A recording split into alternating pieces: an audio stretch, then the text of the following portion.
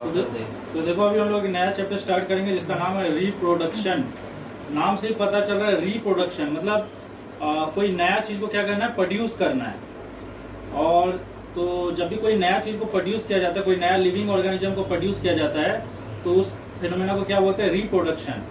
मतलब पहले से ही कोई लिविंग ऑर्गेनिज्म था और वो लिविंग ऑर्गेनिज्म अभी एक नया ऑर्गेनिज्म को क्या किया, दोबारा प्रोड्यूस किया है, इसलिए नाम है रिप्रोडक्शन। सिर्फ प्रोडक्शन नहीं है।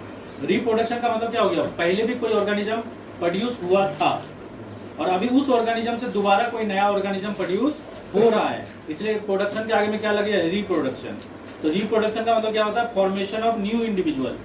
अब जो नया इंडिविजुअल बनेगा या नया ऑर्गेनिज्म बनेगा वो दो तरीका से बन सकता है। एक तरीका है सेक्सुअल तरीका और एक तरीका है एसेक्सुअल तरीका। एसेक्सुअल तरीका में क्या होता है, एक ही पेरेंट रहता है। जैसे कि आप एग्जांपल के तौर पे ले लो एमोइबा। एमोइबा एक सिंगल पेरेंट है, वो अपने आप को बाइनरी फ्यूजन करेगा और दो छोटा छोटा एमोइबा सेल में डिवाइड हो जाएगा। फिर ये दो एमोइबा सेल क्या होगा, मैच्योर होगा और फर्दर ये और दो में डिवाइड हो जाएगा। तो यहाँ पे आप देख सकते हो ये एसेक्सुअल रिप्रोडक्शन है और यहाँ पे सिंगल पेरेंट इन्वॉल्व हो रहा है और यहाँ पे कोई भी मेल या फीमेल गैमेट एक दूसरे से मीट नहीं कर रहा है। समझ में आ रहा है कि नहीं, मतलब यहाँ पे गैमेट का फॉर्मेशन नहीं होता है। अगर प्लांट का बात करें तो प्लांट में आप लोग जानते होंगे वेजिटेटिव प्रोपागेशन, वो भी एक तरह का एसेक्सुअल रिप्रोडक्शन है, जिसमें क्या किया जाता है, प्लांट का कोई बॉडी पार्ट से एक नया प्लांट को ग्रो किया जाता है। जैसे कि अगर आप एक रोज प्लांट का एक डाल को काट लोगे और उसको अगर आप प्रॉपरली सॉइल में पानी उनी डाल के अगर लगाओगे तो वो फिर से एक नया रोज प्लांट बन जाएगा। समझ में आया कि नहीं। तो ये सब एसेक्सुअल रिप्रोडक्शन में आता है, जिसमें एक ही पेरेंट से नया ऑर्गेनिज्म का क्या होता है, जन्म होता है। लेकिन अगर हम लोग सेक्सुअल रिप्रोडक्शन का बात करें तो यहाँ पे दो पेरेंट्स होते हैं। एक पेरेंट्स वो होता है जो कि मेल गैमेट प्रोड्यूस करता है और एक पेरेंट वो होता है जो कि फीमेल गैमेट प्रोड्यूस करता है। और दोनों पेरेंट जब मिलते हैं, दोनों पेरेंट का जब गैमेट एक दूसरे से मिलता है तब जाके एक नया ऑर्गेनिज्म का जन्म होता है। समझ में आया कि नहीं। चाहे आप प्लांट केस का बात करो या एनिमल केस का बात करो, लेकिन कुछ एक्सेप्शन भी होते हैं, जैसे कि हर्माफ्रोडाइट। तो हर्माफ्रोडाइट कुछ ऐसे फ्लावर होते हैं जिसमें मेल और फीमेल पार्ट क्या होता है, एक ही फ्लावर में होता है। समझ में आया कि नहीं। तो मतलब यहाँ पे दो अलग अलग पेरेंट्स नहीं है, यहाँ पे एक ही पेरेंट्स है और लेकिन उसके पास मेल पार्ट भी है और उसके पास फीमेल पार्ट भी है। समझ में आया कि नहीं। मतलब उसके पास ये स्टामेन भी है और उसके पास पिस्टिल भी है। और ये मेल गैमेट प्रोड्यूस करता है एंथर। स्टामेन का ये जो एंथर है वो मेल गैमेट प्रोड्यूस करता है और पिस्टिल का जो ये ओवारी है वो फीमेल गैमेट प्रोड्यूस करता है। लेकिन ये दोनों एक ही फ्लावर में है, मतलब यहाँ पे एक ही पेरेंट्स है। तो एक्सेप्शन भी होते हैं सेक्सुअल रिप्रोडक्शन का। तो जनरली क्या होता है, सेक्सुअल रिप्रोडक्शन में दो पेरेंट रहता है। एक पेरेंट होता है जो मेल गैमेट प्रोड्यूस करता है और एक पेरेंट होता है फीमेल गैमेट प्रोड्यूस करता है। और दोनों का फ्यूजन से क्या होता है कि नया ऑर्गेनिज्म का जन्म होता है। लेकिन एक्सेप्शन क्या है कि कभी कभी कुछ ऐसे प्लांट्स भी हैं जो कि हर्माफ्रोडाइट होते हैं, मतलब उसमें एक ही पेरेंट होता है लेकिन उसके पास दोनों पार्ट रहता है और दोनों पार्ट अलग अलग गैमेट प्रोड्यूस करता है जो एक दूसरे से मिलकर एक नया ऑर्गेनिज्म को जन्म देता है। अब देखो एक मेल पेरेंट्स होता है जो कि मेल गैमेट प्रोड्यूस करता है और एक फीमेल पेरेंट होता है जो कि फीमेल गैमेट प्रोड्यूस करता है और दोनों का गैमेट मिलकर एक नया ऑर्गेनिज्म बन रहा है। तो यहाँ पे हो क्या रहा है, जो मेल पेरेंट जो गैमेट प्रोड्यूस करता है उसको स्पर्म बोलते हैं और ये जिस ऑर्गेन के द्वारा या जिस ग्लैंड के द्वारा प्रोड्यूस किया जाता है उसको क्या बोलते हैं, टेस्टिस। और उसी तरह से जो फीमेल होती है वो उस फीमेल क्या प्रोड्यूस करती है, एग प्रोड्यूस करती है, जिसको एग को ओवम भी बोलते हैं। और ये जिस ग्लैंड या ऑर्गेन के द्वारा प्रोड्यूस किया जाता है उसको बोलते हैं ओवारी। समझ में आया कि नहीं। मेल में जो आपका टेस्टिस भी होता है वो पेयर में रहता है, एक पेयर में, मतलब दो टेस्टिस होता है। अब फीमेल में भी जो ओवारी होता है वो कितना होता है, एक पेयर में होता है, मतलब दो ओवारी होता है।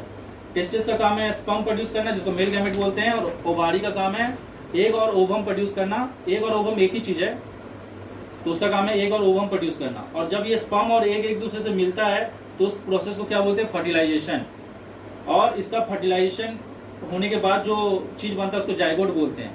यही जाइगोट बाद में डेवलप होकर क्या बनेगा, एम्ब्रॉय बनेगा और यही एम्ब्रॉय बाद में जाके क्या एक नया ऑर्गेनिज्म बन के, न्यू बॉर्न बेबी बन के दुनिया में जन्म लेगा। तो ये सब सारा चीज़ जो हम बताएं ह्यूमन बींग के बारे में बताएं। अब देखो हमारा जो भी रिप्रोडक्टिव सिस्टम होता है जो कि हमको एक मेल गैमेट प्रोड्यूस करने में और फीमेल गैमेट प्रोड्यूस करने में हेल्प करता है, उस रिप्रोडक्टिव सिस्टम का ना दो पार्ट है। एक पार्ट वो है जो कि मेल गैमेट को प्रोड्यूस करता है और फीमेल गैमेट को प्रोड्यूस करता है, और एक पार्ट वो है जो कि मेल गैमेट और फीमेल गैमेट को मिलने में हेल्प करता है। तो जो मेल और फीमेल गैमेट को प्रोड्यूस करता है उसको प्राइमरी रिप्रोडक्टिव पार्ट बोलते हैं, और जो मेल और फीमेल गैमेट को एक दूसरे से मिलने में हेल्प करता है उसको बोलते हैं एक्सेसरी पार्ट। ये आपको समझ में आ रहा है कि नहीं? एक वो होता है जो कि मेल और फीमेल गैमेट को प्रोड्यूस करता है, जैसे कि अगर मैं मेल में बात करूं तो उसका नाम है टेस्टिस जो कि मेल गैमेट को प्रोड्यूस कर रहा है, और अगर मैं फीमेल में बात करूं तो उसका नाम है ओवारी जो कि फीमेल गैमेट को प्रोड्यूस कर रहा है। तो ये हो गया, ये दोनों जो है ना टेस्टिस और ओवारी, ये दोनों प्राइमरी रिप्रोडक्टिव पार्ट है। लेकिन जो ये मेल गैमेट को उस फीमेल गैमेट तक पहुंचाता है, या जो इस मेल गैमेट को रिसीव करता है ताकि वो फीमेल गैमेट तक पहुंच सके, उन सभी पार्ट्स को क्या बोलते हैं? एक्सेसरी पार्ट, मतलब वो हेल्पिंग पार्ट है। तो देखो हम यहाँ पे लिखे भी हैं कि जो आपका गोनाड्स होता है, गोनाड्स मतलब मेल में टेस्टिस और फीमेल में ओवारी, ये दोनों प्राइमरी रिप्रोडक्टिव पार्ट है। और बाकी जो पार्ट होता है जो इन लोगों को मिलने में हेल्प करता है, जिसके बारे में हम लोग आगे डिटेल में पढ़ेंगे, तो वो जो पार्ट होता है उसको हम लोग एक्सेसरी रिप्रोडक्टिव पार्ट बोलते हैं। मतलब उनका काम है बस इन दोनों को मिलाना, ताकि ये दोनों मीट करके जाइगोट बन सके और जो बाद में डेवलप होके न्यूबॉर्न बेबी बनेगा। ये सब चीज़ आपको समझ में। तो देखो ये जो जाइगोट है ना, ये एक सिंगल सेल है, मतलब स्पर्म और एक का मिलने से जो चीज़ बनता है वो जाइगोट होता है, और वो एक सिंगल सेल है। ये सिंगल सेल में और सेल डिवीजन होगा और ये बनेगा एम्ब्रॉय, ये एम्ब्रॉय में और सेल डिवीजन होगा और फाइनली बन जाएगा फोइटस। और फोइटस और डेवलप होके जब फोइटस में सारा इंटरनल ऑर्गन पूरी तरह से डेवलप हो जाएगा, तब वो इस दुनिया में जब आएगा, जन्म लेगा, तब उसका नाम हो जाता है न्यूबॉर्न बेबी, या आप उसको ऑफस्प्रिंग भी बोल सकते हैं। अच्छा देखो, एसेक्सुअल रिप्रोडक्शन का और एक एग्जांपल है आपका बडिंग।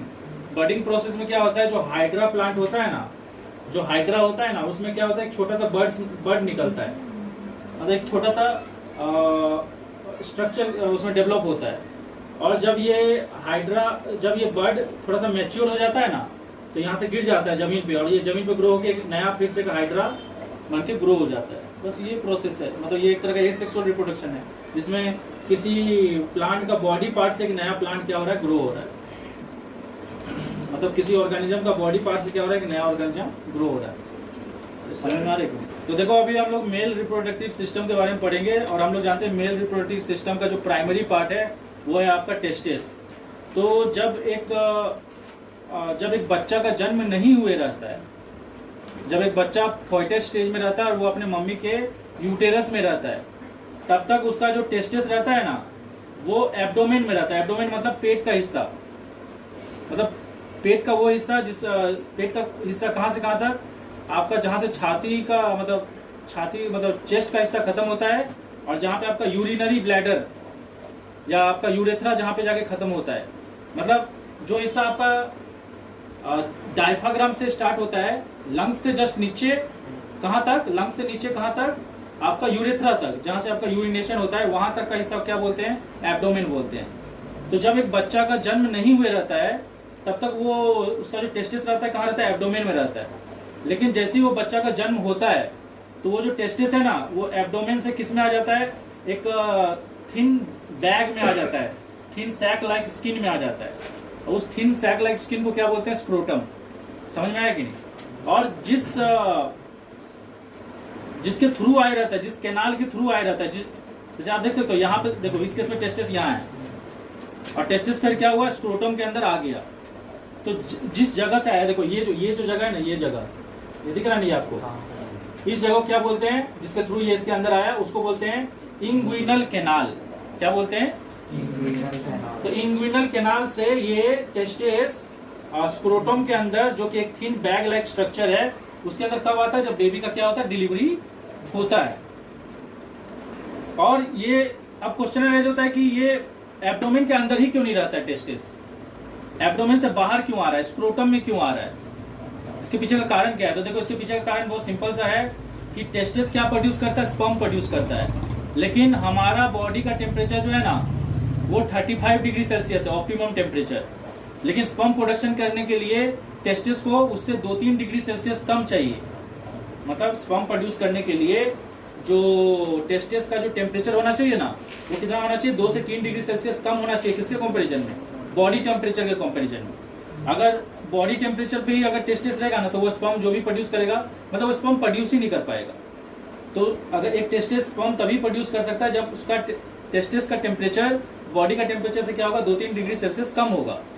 तो जब ये स्क्रोटम में आ जाता है ना तो स्क्रोटम में आने से क्या होता है ये हवा के कांटेक्ट में रहता है। तो हवा क्या करता है यहाँ का हीट क्या होते रहता है सराउंडिंग में एस्केप होते रहता है। मतलब जब तक ये एब्डोमेन में था तो एब्डोमेन में इसका हीट तो बाहर एस्केप नहीं हो पाएगा ना, लेकिन जब ये पतला सा एक बैग में आ गया तो इसका हीट क्या हो सकता है, इसका हीट वो पतला बैग से एस्केप हो सकता है, सरफेस एरिया बढ़ जाता है ना। हाँ एस्केप हो सकता है। ये चीज़ आपको समझ में आएगी नहीं। अब देखो ये स्क्रोटम ना 2 रोल प्ले करता है अलग अलग टाइम में। जब बहुत ज़्यादा गर्मी रहता है ना तो स्क्रोटम ना और ज़्यादा लूज हो जाता है। लूज होने से क्या होता है सरफेस एरिया बढ़ जाता है। सरफेस एरिया बढ़ेगा तो हीट लॉस क्या होगा, ज़्यादा होगा। इसको आप ऐसे समझ सकते हो कि जब आप एक कप में चाय पीते हो आपको गर्म लगता है, लेकिन उसी चाय को जब आप एक पतला सा प्लेट में लेके पीते हो तो आपको वो उतना गर्म नहीं लगता, क्योंकि एरिया बढ़ने से क्या होता है हीट लॉस जल्दी होता है। समझ में आया कि नहीं। तो वही सेम कॉन्सेप्ट है कि जब गर्मी का टाइम आता है तो ये स्क्रोटम क्या होता है ज़्यादा लूज हो जाता है ताकि ज़्यादा से ज़्यादा हीट लॉस हो सके। और जब ठंडा के टाइम आता है ना तो स्क्रोटम ना बहुत ज़्यादा टाइट हो जाता है ताकि सरफेस एरिया कम हो जाए और हीट क्या हो सके कम से कम लॉस हो। समझ में आया कि नहीं। अगर किसी कारण से जब एक बच्चा का डिलीवरी होता है और वो टेस्टिस जो है वो स्क्रोटम तक नहीं पहुंच पाया, वो एब्डोमेन में ही रह गया, तो क्योंकि एब्डोमेन में रह गया मतलब उसका टेम्परेचर क्या है बॉडी टेम्परेचर के बराबर है, और हम लोग जानते हैं बॉडी टेम्परेचर पे टेस्टिस स्पर्म प्रोड्यूस नहीं कर सकता। तो ऐसा बच्चा जो पैदा होगा ना वो स्टेराइल होगा। स्टेराइल होगा मतलब वो उसका टेस्टिस स्पर्म प्रोड्यूस करने की कैपेबिलिटी खो देगा, क्योंकि स्पर्म प्रोड्यूस करने के लिए टेम्परेचर क्या होना चाहिए, कम होना चाहिए, 2-3 डिग्री सेल्सियस कम होना चाहिए। चीज समझ में आ रही है। तो ऐसा बच्चा क्या होगा स्टेराइल पैदा होगा। अरे समझ में आएगी ठीक। तो देखो अभी हम लोग मेल रिप्रोडक्टिव सिस्टम के बारे में पढ़ेंगे, और हम लोग जानते हैं मेल रिप्रोडक्टिव सिस्टम में जो प्राइमरी रिप्रोडक्टिव पार्ट है वो है टेस्टिस। टेस्टिस वो पार्ट है जो कि स्पर्म को प्रोड्यूस करता है। और एक ह्यूमन मेल में 2 टेस्टिस होता है, एक लेफ्ट साइड रहता है एक राइट साइड रहता है। आप देख सकते हो यहाँ पे भी एक टेस्टिस है, यहाँ पे भी एक टेस्टिस है, जिसको टेस्टिकल बोलते हैं। और ये टेस्टिस क्या करता है स्पर्म प्रोड्यूस करता है। तो ये जो भी स्पर्म प्रोड्यूस करता है ना वो इसके बाद कहाँ पे जाता है एपिडाइमिस में जाता है। एपिडाइमिस एक कैप लाइक स्ट्रक्चर है, यहाँ पे देख सकते हो कैप लाइक स्ट्रक्चर है, किसके ऊपर, टेस्टिस के ऊपर है। और वहाँ पे वो स्पर्म तब तक वेट करता है जब तक वो मैच्योर ना हो जाए, मतलब वो मूव करने लायक ना हो जाए। क्योंकि जब वो टेस्टिस में प्रोड्यूस होता है ना तब वो न्यूली बॉर्न सेल रहता है, तो वो मूव करने का उसके अंदर एबिलिटी नहीं रहता है। लेकिन जब वो एपिडेमिस में जाता है तो वो मैच्योर हो जाता है, मतलब एपिडेमिस में वो कुछ दिन तक वेट करता है जब तक कि वो मैच्योर ना हो जाए। और जब एक बार मैच्योर हो जाता है तो उसके अंदर मूव करने का एबिलिटी आ जाता है, मतलब वो मोटाइल हो जाता है। इसके बाद ये जो स्पर्म है क्योंकि ये मोटाइल हो चुका है तो ये इस ट्यूब के थ्रू, ये जो ट्यूब दिख रहा है यहाँ पे, इस ट्यूब को क्या बोलते हैं, भाज डिफरेंस बोलते हैं, या इसको स्पर्म डक्ट भी बोला जाता है। देखो दोनों साइड है, इधर भी एपिडाइमिस है इधर भी एपिडाइमिस है। मैं एक साइड को समझा रहा हूँ, दूसरा साइड भी वही प्रोसेस होता है। तो उसके बाद एपिडाइमिस से स्पर्म किस में आ जाता है, भाज डिफरेंस में आ जाता है। और भाज डिफरेंस से स्पर्म होते हुए कहाँ पहुँचता है, आपका इस रीजन में पहुँचता है जिसको बोलते हैं एम्प्यूले। क्या बोलते हैं, एम्प्यूले। एम्प्यूले जो है ना वो भाज डिफरेंस का ही एक हिस्सा है, ठीक है। और एम्प्यूले के बाद ये जो स्पर्म है ना वो एक और ग्लैंड से मीट करता है। देखो भाज डिफरेंस से स्पर्म गया और भाज डिफरेंस से स्पर्म एम्प्यूला में जब पहुंचा ना तो वहां पे उससे एक और ग्लैंड मीट करता है। उस ग्लैंड का नाम है सेमिनल वेसिकल ग्लैंड। और सेमिनल वेसिकल ग्लैंड क्या करता है, उसमें एक फ्लूइड सिक्रेट करता है। किसमें सिक्रेट करता है फ्लूइड, स्पर्म में। जो भी स्पर्म यहाँ से वहाँ पहुँचा रहता है ना उस स्पर्म में क्या करता है, फ्लूइड को सिक्रेट करता है। क्यों सिक्रेट करता है, क्योंकि वो फ्लूइड क्या करता है उस स्पर्म को ना एनर्जी प्रोवाइड करता है ताकि वो आगे का जो मूवमेंट है वो आराम से कर सके। अरे समझ में आ रहा है कि नहीं। यहाँ से स्पर्म पहले एपिडाइमिस में गया, फिर भाज डिफरेंस से कहाँ पहुँचा, ये एम्प्यूला में पहुँचा। एम्प्यूला में उससे एक और ग्लैंड जुड़ता है, उस ग्लैंड का नाम है सेमिनल वेसिकल ग्लैंड। वो ग्लैंड क्या करता है, उसमें कुछ ऐसा फ्लूइड को डालता है जिसके कारण वो जो स्पर्म रहता है ना वो और ज़्यादा एक्टिव हो जाता है। पहले भी वो एक्टिव था पर कम एक्टिव था, मतलब पहले कैसा था, स्लगिश था।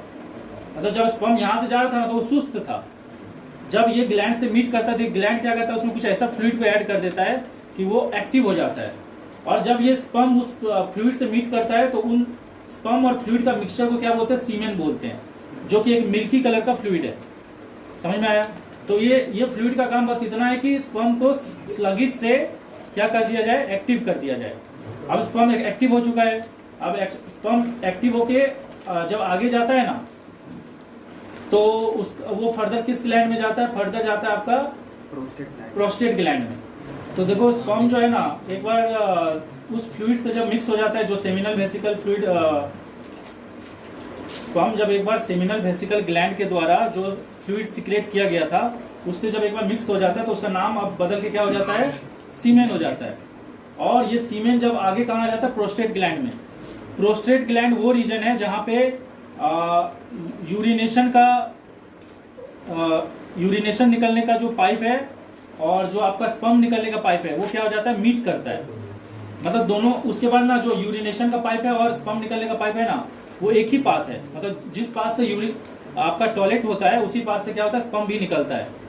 और तो उस रीजन को क्या बोलते हैं, प्रोस्टेट ग्लैंड। प्रोस्टेट ग्लैंड वो रीजन है जहाँ पे स्पर्म का जो ये भाज डिफरेंस का जो पाइप है ना, वो यूरिनेशन का पाइप के साथ क्या होता है, मिलता है।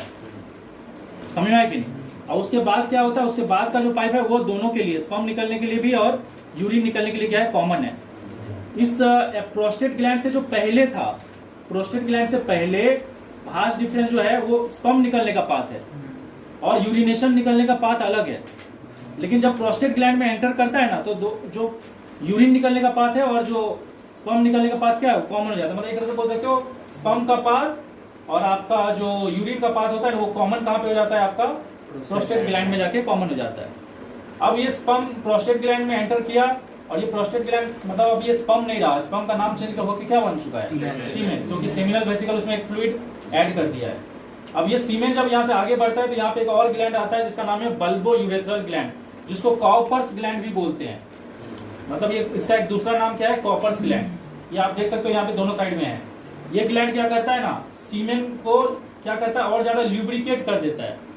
ल्यूब्रिकेट कर देता है मतलब वो जो सीमेन रहता है उसको बहुत ज्यादा फिसलन वाला बना देता है, ताकि वो आसानी से फिसल के फीमेल का रिप्रोडक्टिव पार्ट के अंदर जा सके। ये चीज समझ में आ रहा है कि नहीं? तो एक देखो, सबसे पहले क्या हुआ, स्पर्म बना, फिर वो यहाँ पे जाके मैच्योर हुआ ताकि वो मूव कर सके।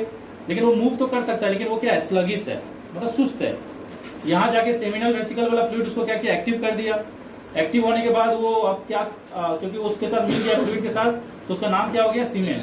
ये सीमेन प्रोस्टेट ग्लैंड से होते हुए जब आगे बढ़ा, तो यहाँ पे आपका बल्बो यूरेथ्रल ग्लैंड जो है ना, उसको क्या कर देता है, और ज्यादा ल्यूब्रिकेट कर देता है, ताकि वो और फिसलते, वो आराम से फिसलते हुए कहाँ पहुंच जाए, फीमेल का रिप्रोडक्टिव पार्ट तक पहुंच जाए। और आगे का आगे ये निकलता किससे बाहर है, यूरेथ्रा से निकलता है। यहाँ तक आपको समझ में आया? अब अगर हम लोग सेमिनल वेसिकल ग्लैंड का, ये जो सेमिनल वेसिकल ग्लैंड है यहाँ पे, इसका लोकेशन का बात करें तो इसका लोकेशन कहाँ है, ये है आपका posterior surface of urinary bladder. मतलब यूरिनरी ब्लैडर का पीछे है, पोस्टेरियर सरफेस पे है, पीछे का सरफेस पे है। और ये क्या होता है, प्रोस्टेट ग्लैंड में आके कौन कौन प्रोस्टेट ग्लैंड में आके क्या होता है, जो आपका प्रोस्टेट ग्लैंड में आपका यूरिन का पाइप और आपका सेमिनल वेसिकल का पाइप और जो आपका स्पर्म का ये जो पाइप है ना, ये तीनों आके क्या होता है, मिलता है। अरे मतलब ये प्रोस्टेट ग्लैंड है ना, वहीं पे यूरिन वाला पाइप भी आता है, जो सोच लो ये यूरिन वाला पाइप है और ये स्पर्म वाला पाइप है। और यहीं पे कौन क्या सिक्रेट किया जाता है, यहीं पे क्या सिक्रेट किया जाता है, सेमिनल वेसिकल जो रहता है वो फ्लूइड सिक्रेट करता है, जिसके कारण वो क्या बन जाता है, सीमेन बन जाता है। तो यहाँ तक आपको समझ में आया? अब देखो, अगर हम बात करें कि स्पर्म कैसे बनता है, तो स्पर्म कैसे बनता है उसको ध्यान से देखो। ये हमारा टेस्टिस है और टेस्टिस के अंदर क्या रहता है ना, बहुत सारा रीजन रहता है, बहुत सारा सेक्शन रहता है। और हर सेक्शन में दो चीज रहता है। एक चीज रहता है जिसको बोलते हैं सेमिनिफेरस ट्यूब्यूल। जैसे आप देख सकते हो हर सेक्शन में सेमिनिफेरस ट्यूब्यूल है। यहाँ पे देख लो, जो ऐसे से दिख रहा है वो ट्यूब्यूल है। और हर सेमिनिफेरस ट्यूब्यूल के बीच में ना इंटरस्टिशियल सेल होता है। मतलब सोच लो, ये एक रीजन है, यहाँ पे सेमिनिफेरस ट्यूब्यूल है, फिर ये एक रीजन है, इसमें भी सेमिनिफेरस ट्यूब्यूल है, और इसके बीच में क्या है, इंटरस्टिशियल सेल है, जिसको लेडिक सेल भी बोला जाता है। और ये लेडिक सेल क्या प्रोड्यूस करता है, टेस्टोस्टेरोन हार्मोन प्रोड्यूस करता है। समझ में आया कि नहीं? तो जब आप प्यूबर्टी स्टेज में आते हो ना, प्यूबर्टी स्टेज मतलब जब आप 12-13 साल की उम्र में प्यूबर्टी स्टेज में आते हो, तो ये हार्मोन रिलीज होता है। ये हार्मोन रिलीज होकर ये बताता है कि अब आपके बॉडी में स्पर्म बनना स्टार्ट हो चुका है। और इसके इस हार्मोन के रिलीज होते ही जो मेल का वॉइस होता है वो बहुत ज्यादा डीप हो जाता है और गर्ल्स का आवाज बहुत ज्यादा क्या हो जाता है, श्रील हो जाता है। गर्ल्स में मेमोरी ग्लैंड का डेवलपमेंट ज्यादा हो जाता है ताकि वो अगर बेबी को कंसीव करे तो उसको मिल्क फीड कर सके। बॉयज में मैस्कुलाइन कैरेक्टर सब दिखने लगता है, जैसे कि उसका दाढ़ी मूंछ सब आने लगता है, हेयर ग्रोथ सब होने लगता है। तो ये सब किसके कारण होता है, टेस्टोस्टेरोन हार्मोन के कारण होता है बॉयज में। गर्ल्स में टेस्टोस्टेरोन रिलीज नहीं होता है, वहां पे अलग हार्मोन रिलीज होता है, ठीक है, उसको एस्ट्रोजन बोलते हैं। तो उसके बारे में हम लोग आगे पढ़ेंगे। लेकिन बॉयज में मतलब मैं ओवरऑल ये बताना चाहता हूँ कि ये सेल टेस्टोस्टेरोन हार्मोन प्रोड्यूस करता है, जिसके कारण बॉयज में बहुत सारा चेंजेस आता है। और ये हार्मोन ये इंडिकेट कर रहा है कि आपके बॉडी में स्पर्म बनना स्टार्ट हो चुका है। अब देखो ये तो टेस्टोस्टेरोन हार्मोन प्रोड्यूस करता है, ये जो आपका सेमिनिफेरस ट्यूब्यूल है ना, ये क्या प्रोड्यूस करता है, स्पर्म प्रोड्यूस करता है। और स्पर्म प्रोड्यूस करने का जो प्रोसेस है ना, उस प्रोसेस को क्या बोलते हैं, स्पर्माटोजेनेसिस। ये स्पर्म जब एक बार बन जाता है तो यहाँ पे कुछ और भी नेटवर्क्स होते हैं, किसके बीच में, सेमिनिफेरस ट्यूब्यूल और एपिडाइमिस के बीच में कुछ और नेटवर्क होता है। वहां पे जाके उससे ये मतलब उस नेटवर्क से ये स्पर्म सेमिनिफेरस ट्यूब्यूल से कहाँ पहुंच जाता है, एपिडाइमिस में पहुंच जाता है। और आपको पता है एपिडाइमिस में क्या होता है, वहां पे वो स्पर्म वेट करता है जब तक कि वो मैच्योर ना हो जाए और मूव करने लायक ना हो जाए। और फाइनली वो स्पर्म डक्ट मतलब भास डिफरेंस से होते हुए आगे चले जाता है कहाँ पे, प्रोस्टेट ग्लैंड के पास, जहाँ पे वहाँ पे आपका सेमिनल वेसिकल उसमें फ्लूइड रिलीज करता है। और वहीं पे वो उस पाइप से भी मीट करता है जो कि यूरिन निकलने का पाइप है।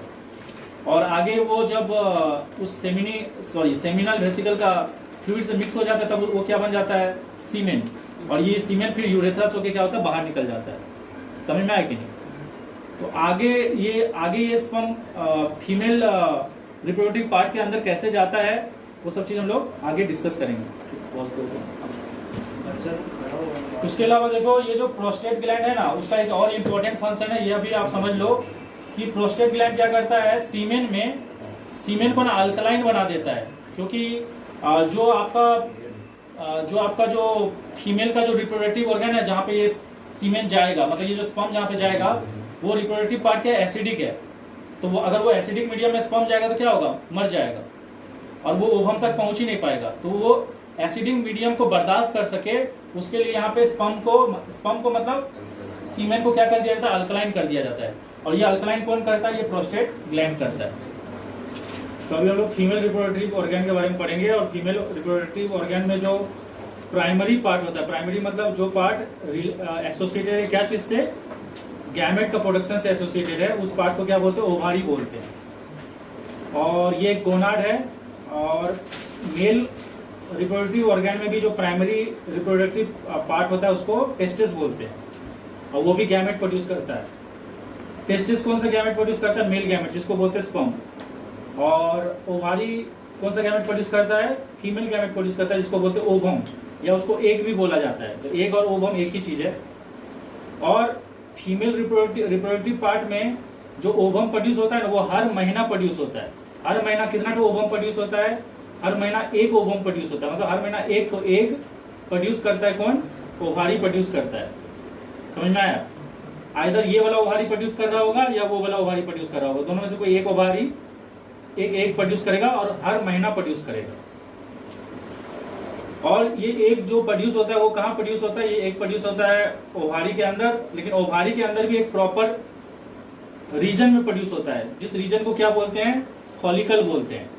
तो ओवारी के रीजन क्या, ओवारी के अंदर क्या होता है, एक सैक जैसा स्ट्रक्चर रहता है, एक बैग जैसा स्ट्रक्चर रहता है। और उसी बैग जैसा स्ट्रक्चर में किसका जन्म होता है, आपका ओवम का जन्म होता है, मतलब एक का जन्म होता है। और एक का जो जन्म होता है ना, इसके अंदर किसके अंदर, ये फॉलिकल के अंदर, ओवारी के अंदर फॉलिकल नाम का एक बैग है, उस बैग के अंदर किसका जन्म होता है, एक का जन्म होता है। ठीक है। और एक का जो फॉर्मेशन होता है ना, इस फॉर्मेशन मतलब एक का जो जन्म होता है किसके अंदर, फॉलिकल के अंदर, इस प्रोसेस को क्या बोलते हैं, ओजेनेसिस। और एक को कौन प्रोड्यूस करता है, एक को ओवारी का वाल ही प्रोड्यूस करता है, मतलब ओवारी का जो सेल है ना वही प्रोड्यूस करता है एक को, लेकिन वो एक प्रॉपर रीजन में प्रोड्यूस करता है जो कि एक सैक लाइक स्ट्रक्चर, जिसको क्या बोलते हैं, फॉलिकल। और इस एक का जो जन्म होता है किसके अंदर, ओवारी के फॉलिकल के अंदर, उस प्रोसेस को क्या बोलते हैं, ओजेनेसिस। जैसे आप यहाँ पे देख सकते हो, हम लिखे भी है ओजेनेसिस, प्रोड्यूस बाय एक प्रोड्यूस बाय, एक कौन प्रोड्यूस करता है, एक सेल प्रोड्यूस करता है। कौन सा सेल? ओवा प्रोड्यूसिंग सेल। मतलब ओवारी के अंदर फॉलिकल, ओवारी के अंदर जाओगे तो फॉलिकल के ओवारी के अंदर जाओगे पहले, तो ओवारी के अंदर एक रीजन आएगा जिसको क्या बोलते हैं, फॉलिकल। फॉलिकल के अगर अंदर जाओगे तो वहां पे एक प्रोड्यूसिंग सेल है जो कि ओवारी का ही हिस्सा है, और ओवारी का जो हिस्सा एक को प्रोड्यूस करता है उस प्रोसेस को क्या बोलते हैं, ओजेनेसिस। अब देखो जब एक इसमें प्रोड्यूस हो जाता है तो एक धीरे धीरे क्या होगा, मैच्योर होगा। तो एक जैसे जैसे मैच्योर होता है ना, ये जो फॉलिकल का साइज भी वो क्या होता है, बढ़ते जाता है। मतलब जिस बैग में एग है उस बैग का साइज भी क्या होता है, बढ़ते जाता है जैसे जैसे एग बड़ा होता है। और इसके अंदर ना एक फ्लूइड भर जाता है, जो फ्लूइड क्या करता है, उस एग को न्यूट्रिशन प्रोवाइड करता है ताकि वो ग्रो कर सके और एक्टिव हो सके, ताकि वो अपना आगे का मूवमेंट कर सके। ठीक है, तो जब उस फॉलिकल के अंदर वो फ्लूइड का क्वांटिटी बढ़ जाता है और एग जब मैच्योर हो जाता है तब इस फॉलिकल को एक अलग नाम से पुकारते हैं। उस टाइम उसका नाम चेंज होकर क्या हो जाता है, ग्राफियन फॉलिकल। क्या हो जाता है, ग्राफियन फॉलिकल। तो उसका नाम ग्राफियन फॉलिकल कब होता है, जब इसके अंदर का एग मैच्योर हो जाता है और फॉलिकल क्या चीज से फिल्ड हो जाता है, एक फ्लूइड से फिल्ड हो जाता है, जो फ्लूइड क्या करेगा, एग को एक्टिव करेगा। और उस टाइम फॉलिकल का नाम चेंज होकर क्या हो जाता है, ग्राफियन फॉलिकल। फाइनली जब एग पूरी तरह से मैच्योर हो जाता है तो ये जो फॉलिकल है ना वो रप्चर हो जाता है। रप्चर हो जाता है मतलब क्या होता है, एक मतलब कहीं से वो क्या हो जाता है, ऐसे करके फट जाता है और उससे कौन निकलता है बाहर। जैसे सोच लो कि यहाँ से ये ओपन हो गया और ये एग क्या हो चुका है, मैच्योर हो चुका है। तो जहां से ओपन हो गया उसको हम लोग क्या बोलेंगे, वहां से रप्चर हो गया। और ये एग जब ये फॉलिकल रप्चर हो जाता है, ग्राफियन फॉलिकल, तो एग यहाँ से निकलता है और एग को कलेक्ट कौन करता है, एग को कलेक्ट करता है आपका यहाँ पे, ये देखो ये फिंगर लाइक प्रोजेक्शन है यहाँ पे, जिसको क्या बोलते हैं, सीलिया। ये जो देख रहे हो ना ऐसे से, जो इस ऐसा लग रहा है जैसे कि ओवारी को पकड़ के रखा है, उसको सीलिया बोलते हैं। और ये सीलिया जिस रीजन से कनेक्टेड रहता है उस रीजन को क्या बोलते हैं, फनेल ऑफ ओविडक्ट। मतलब इस रीजन को क्या बोलते हैं, फनेल ऑफ ओविडक्ट। जो चीज इधर है वही चीज सेम इधर भी है। तो हम एक साइड को समझा दे रहे हैं। तो ये हो गया फनेल ऑफ ओविडक्ट। मतलब फनेल ऑफ ओविडक्ट का जो सीलिया है वो इस एग को कलेक्ट कर लेता है और ये एग ये फनेल सीलिया कलेक्ट करता है और किसके अंदर आ जाता है, ये फनेल ऑफ ओविडक्ट के अंदर आ जाता है। और यहाँ के बाद ये एग कहाँ जाता है, आगे जाता है। और यहाँ पे जिस रीजन में पहुंचता है उस रीजन को क्या बोलते हैं, फैलोपियन ट्यूब बोलते हैं। तो देखो पहले फॉलिकल के अंदर था, फिर फॉलिकल रप्चर हुआ, उसको ये फनेल ऑफ ओविडक्ट का जो सीलिया है वो कलेक्ट किया और ये एग अभी कहाँ पहुंच चुका है, फैलोपियन ट्यूब के अंदर। फैलोपियन ट्यूब को ओविडक्ट भी बोलते हैं, लेकिन क्योंकि यही ओविडक्ट आगे आके फनेल जैसा शेप बना लिया इसलिए यहाँ पे इसका नाम क्या हो जाता है, फनेल ऑफ ओविडक्ट। अब ये एग ना यहाँ पे वेट करता है, किसका वेट करता है, स्पर्म का वेट करता है। स्पर्म कहाँ से एंटर करेगा, स्पर्म एंटर करता है फीमेल रिप्रोडक्टिव पार्ट में इस जगह से, जिस जगह को क्या बोलते हैं, वेजाइना। और फिर यहाँ से स्पर्म आगे जाता है किसके थ्रू, सर्विक्स के थ्रू अंदर जाता है और फाइनली यूटेरस से होते हुए वो स्पर्म कहाँ पहुंचता है, इस एग के पास पहुंचता है। और यहाँ पे आपका एग जो है ना, वो स्पर्म जो है ना वो एग को क्या कर देता है, फर्टाइल कर देता है। मतलब स्पर्म और एग एक दूसरे से फ्यूज हो जाता है और तब जाके यहाँ पे किसका जन्म होता है, जायगोट का जन्म होता है। समझ में आया कि नहीं। और एक बार जायगोट जब बन जाएगा ना, तो जायगोट बनने के बाद ये जो जब स्पर्म और एग एक दूसरे से मिलकर जायगोट बन जाता है, तब ये जायगोट कहाँ जाता है, वापस ये फैलोपियन ट्यूब से होते हुए इस रीजन में पहुंचता है जिसको क्या बोलते हैं, यूटेरस। ये जो रीजन है ना इसको यूटेरस बोलते हैं। और ये जायगोट यहाँ पे जाके क्या हो जाता है, इसमें इम्प्लांट हो जाता है। और जैसे ही इम्प्लांट होता है तो सेल डिवीजन क्या हो जाता है, और स्पीड में होने लगता है। एक्चुअली ना जब ये यहाँ पे जायगोट बनता है ना, उसके बाद से ही सेल डिवीजन स्टार्ट हो जाता है। ऐसा नहीं है कि ये स्पर्म और एग मिल जाएगा और जायगोट बनेगा और जब यहाँ पहुंचेगा तब जायगोट का सेल डिवीजन स्टार्ट होगा, ऐसा नहीं है। जैसे ही स्पर्म और एग मिलता है तो सेल डिवीजन क्या हो जाता है, स्टार्ट हो जाता है। और वो सेल डिवीजन प्रोसेस चलते रहता है। मतलब जब जायगोट यहाँ पहुंचता है तब तक उसके अंदर में बहुत सारा सेल डिवीजन ऑलरेडी हो चुका रहता है। और ये जायगोट जाके कहाँ पे इम्प्लांट हो जाता है, यूटेरस का वॉल में इम्प्लांट हो जाता है। तो उसके बारे में हम लोग और डिटेल में आगे पढ़ेंगे, लेकिन आपको यहाँ तक ये सब सारा चीज समझ में आया। हाँ। अब देखो ये जो फीमेल का जो ये जो आपका ये जो वेजाइना रीजन है और जो कि किसके लिए है, जो कि है स्पर्म को कलेक्ट करने के लिए। और फीमेल का जो यूरेथ्रा होता है जिससे यूरिनेशन होता है, तो फीमेल केस में और मेल केस में क्या डिफरेंस है? मेल केस में स्पर्म निकलने का जो पाथ है और यूरिन निकलने का जो पाथ है वो सेम ही होता है, पर फीमेल में स्पर्म का एंटर करने का पाथ और यूरिन का निकलने का पाथ क्या होता है? अलग अलग होता है। समझ में आया कि नहीं? और ये दोनों पार्ट जिस रीजन में लाई करता है उस रीजन को क्या बोलते हैं? वल्वा बोलते हैं। तो वल्वा वो रीजन है जहाँ पे वेजाइना भी रहता है जो कि स्पर्म को कलेक्ट करने के लिए है, और यूरेथ्रा भी होता है जहाँ से यूरिन बाहर निकलेगा। मतलब फीमेल में यूरिन निकलने का पाथ अलग होता है और स्पर्म एंटर करने का पाथ अलग होता है, और दोनों पार्ट को एक साथ क्या बोलते हैं? वल्वा बोलते हैं। और वल्वा जो है ना वो मतलब फ्लेसी मसल से क्या है? सराउंडेड है, और उस फ्लेसी मसल को क्या बोलते हैं? लेबिया माइनोरा और लेबिया माइजोरा बोलते हैं, जो कि इसको ऐसे करके कवर करके रखता है। और उसके अलावा देखो यहाँ पे ना ये जो वेजाइना रीजन है ना, यहाँ पे एक पार्शियल कवरिंग भी रहता है जिसको क्या बोलते हैं? जिसको बोलते हैं हाइमेन। जिसको क्या बोलते हैं? एक पार्शियल कवरिंग होता है यहाँ पे जिसको हाइमेन बोलते हैं। और ये जो हाइमेन है ना, ये जैसे जैसे गर्ल ग्रो करता है और कुछ फिजिकल एक्टिविटी करता है जैसे साइकिलिंग या दौड़ना कूदना, तो ये ऑटोमेटिक क्या हो जाता है? डैमेज हो जाता है। ठीक है, तो ये हाइमेन लॉन्ग टर्म में एग्जिस्ट नहीं करता है। जब एक न्यू बॉर्न गर्ल चाइल्ड होता है तो उसमें एग्जिस्ट करता है, लेकिन ग्रेजुअली जब वो गर्ल चाइल्ड बड़ा होता है तो धीरे धीरे क्या हो जाता है? ये किसी न किसी फिजिकल एक्टिविटी के कारण क्या हो जाता है? डैमेज हो जाता है, मतलब कुछ भी मूवमेंट इधर उधर होने के कारण। तो ये सारा चीज आपको समझ में आया? तो देखो जब ये ग्राफियन फॉलिकल से एग निकल जाता है और ये जो फनेल ऑफ ओविडक्ट का जो सीलिया उसको कलेक्ट करता है, तो फनेल ऑफ ओविडक्ट का जो सीलिया है ना उसका एक दूसरा नाम भी है क्या? फिम्ब्रिए। तो ये नाम भी आप लोग याद रखना, फिम्ब्रिए बोलते हैं उसको।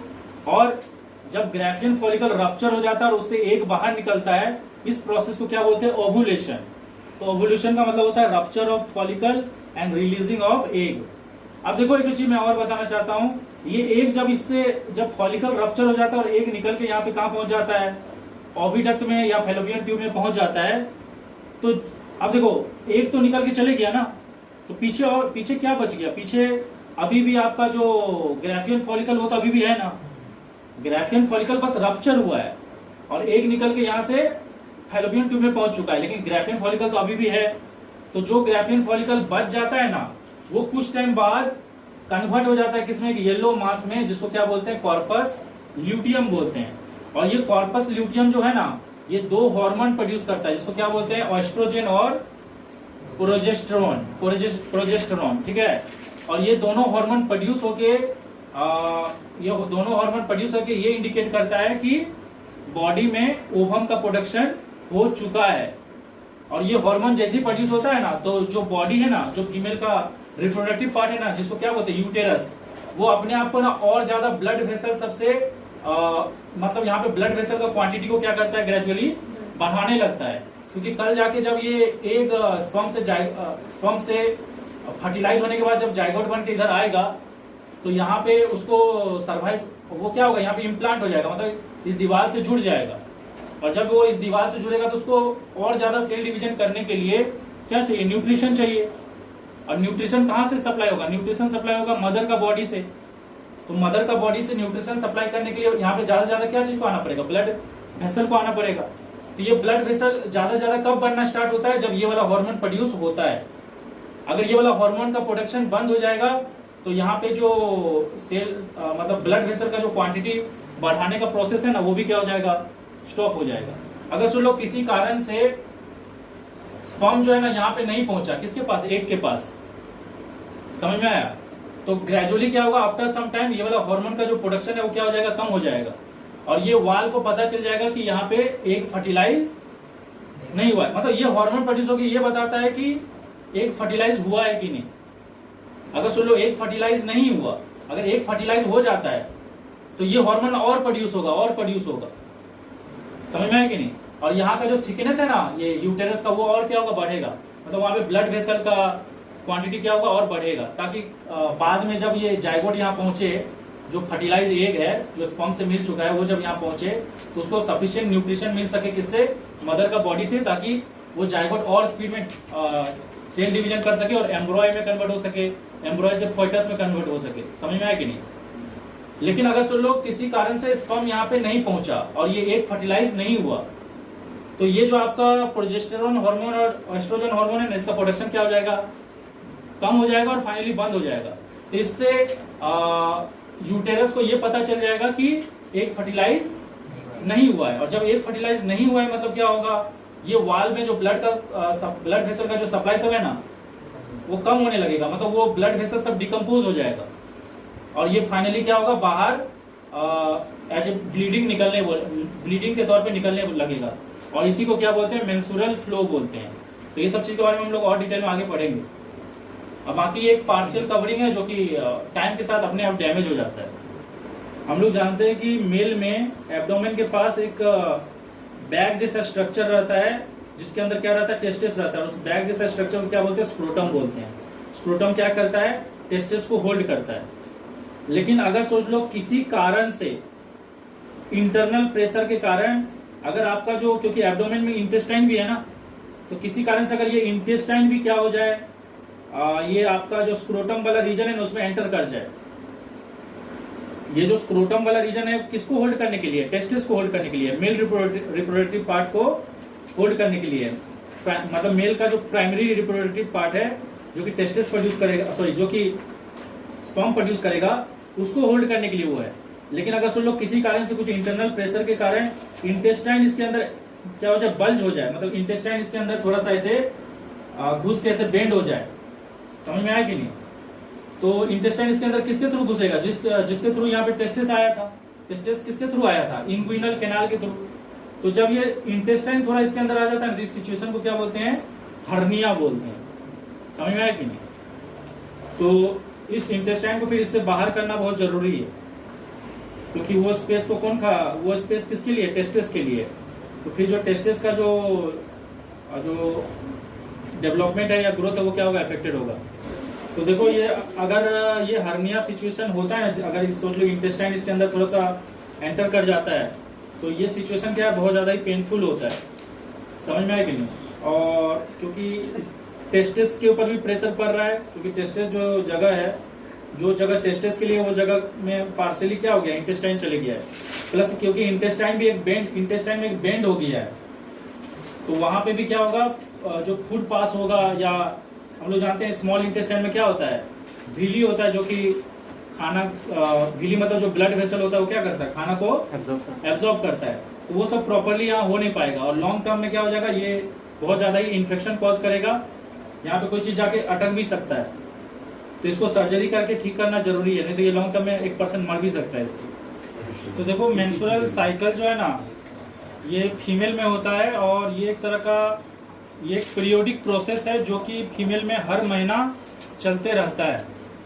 और ये प्रोसेस कब चालू होता है, ये प्रोसेस चालू होता है एक फीमेल में जब वो प्यूबर्टी स्टेज को अचीव करता है, मतलब 13 साल का उम्र से चालू हो जाता है। और ये प्रोसेस कब तक चलता है, 45 से 50 साल तक का उम्र तक चलते रहता है। प्यूबर्टी वो स्टेज है जब लड़का और लड़की रिप्रोड्यूस करने के लिए कैपेबल हो जाते हैं, मतलब बॉयज और गर्ल्स दोनों में ही मेल गैमेट, बॉयज में मेल गैमेट बनना स्टार्ट हो जाता है और गर्ल्स में फीमेल गैमेट बनना स्टार्ट हो जाता है। तो जब एक लड़की में ये मेंस्ट्रुअल साइकिल स्टार्ट होता है, मतलब जब से स्टार्ट होता है, उस सिचुएशन को क्या बोलते हैं, मीनार्च। तो मीनार्च का मतलब है ऑनसेट ऑफ मेंस्ट्रुएशन, मतलब मीनार्च वो स्टेज है जब एक गर्ल्स का बॉडी में मेंस्ट्रुअल साइकिल स्टार्ट हो जाता है। और जब ये मेंस्ट्रुअल साइकिल एक लेडी का या गर्ल का बॉडी में जब स्टॉप हो जाता है, तो उस स्टेज को बोलते हैं मेनोपॉज। और ये कौन सा उम्र में होता है, 45 से 50 साल का उम्र के बीच में मेनोपॉज हो जाता है।